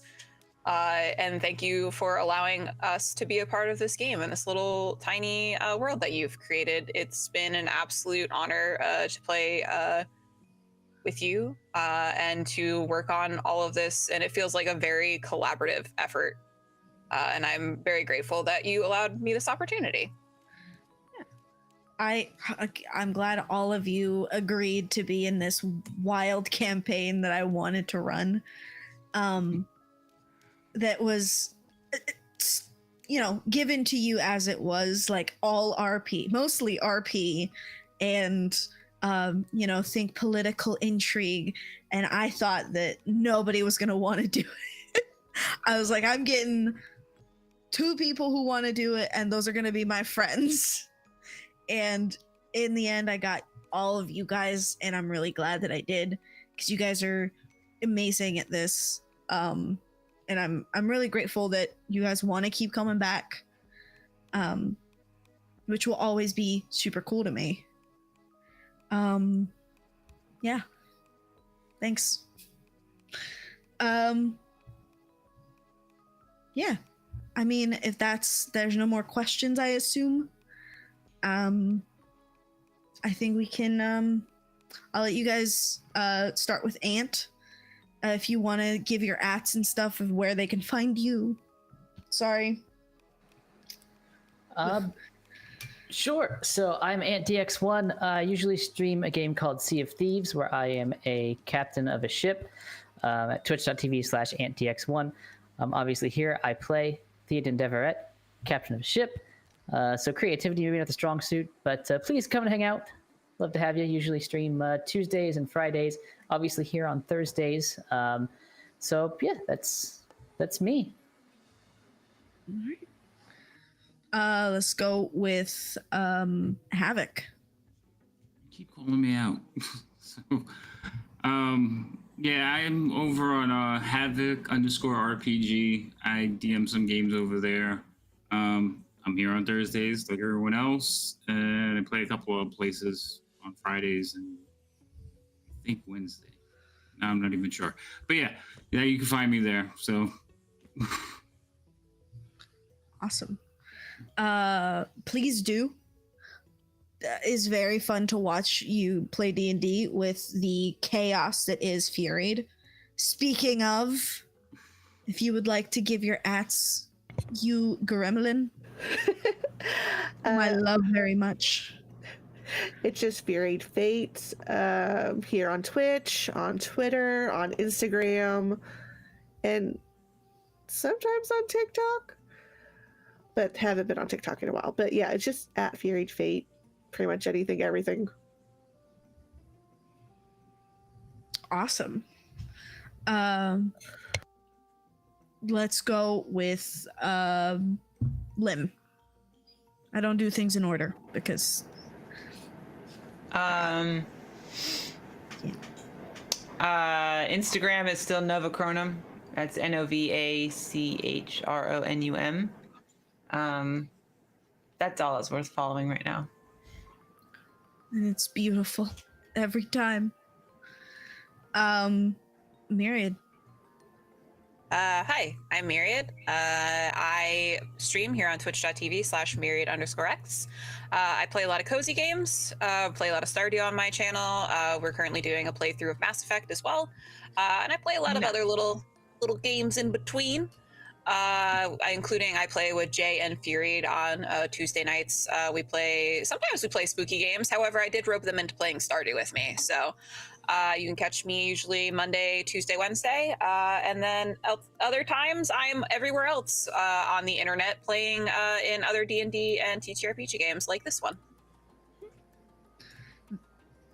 All of these people are very entertaining. You can usually find me in Ant's chat or Myriad's chat. Absolutely yelling at Ant to give me a name for a castle and being mean to him and then being mean to other people in Myriad's chat. But yeah, you guys can come by next Thursday at 4 p.m. Pacific time, or 7 Eastern, right? Come by and we're gonna do the first session of season 2 of Gilded Blades.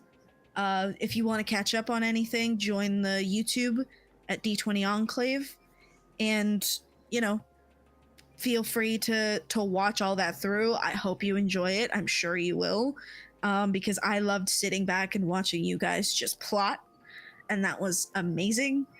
Yeah, you can also find all these people on their own channels, and I don't use a lot of social media, but you can find me at the Yellow Cubes on everything. On Twitch, I'm at the Yellow Cubes, but with 2 S's, because I don't know, that's just how it played out.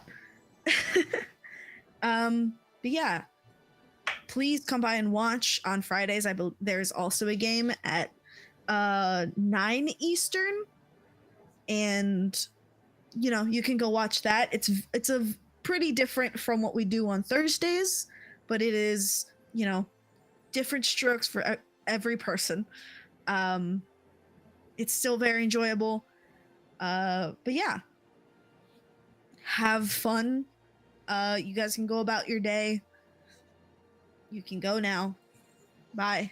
Bye. Bye. Go Bye. Go away. Shoo. Leave. Go. Yeah.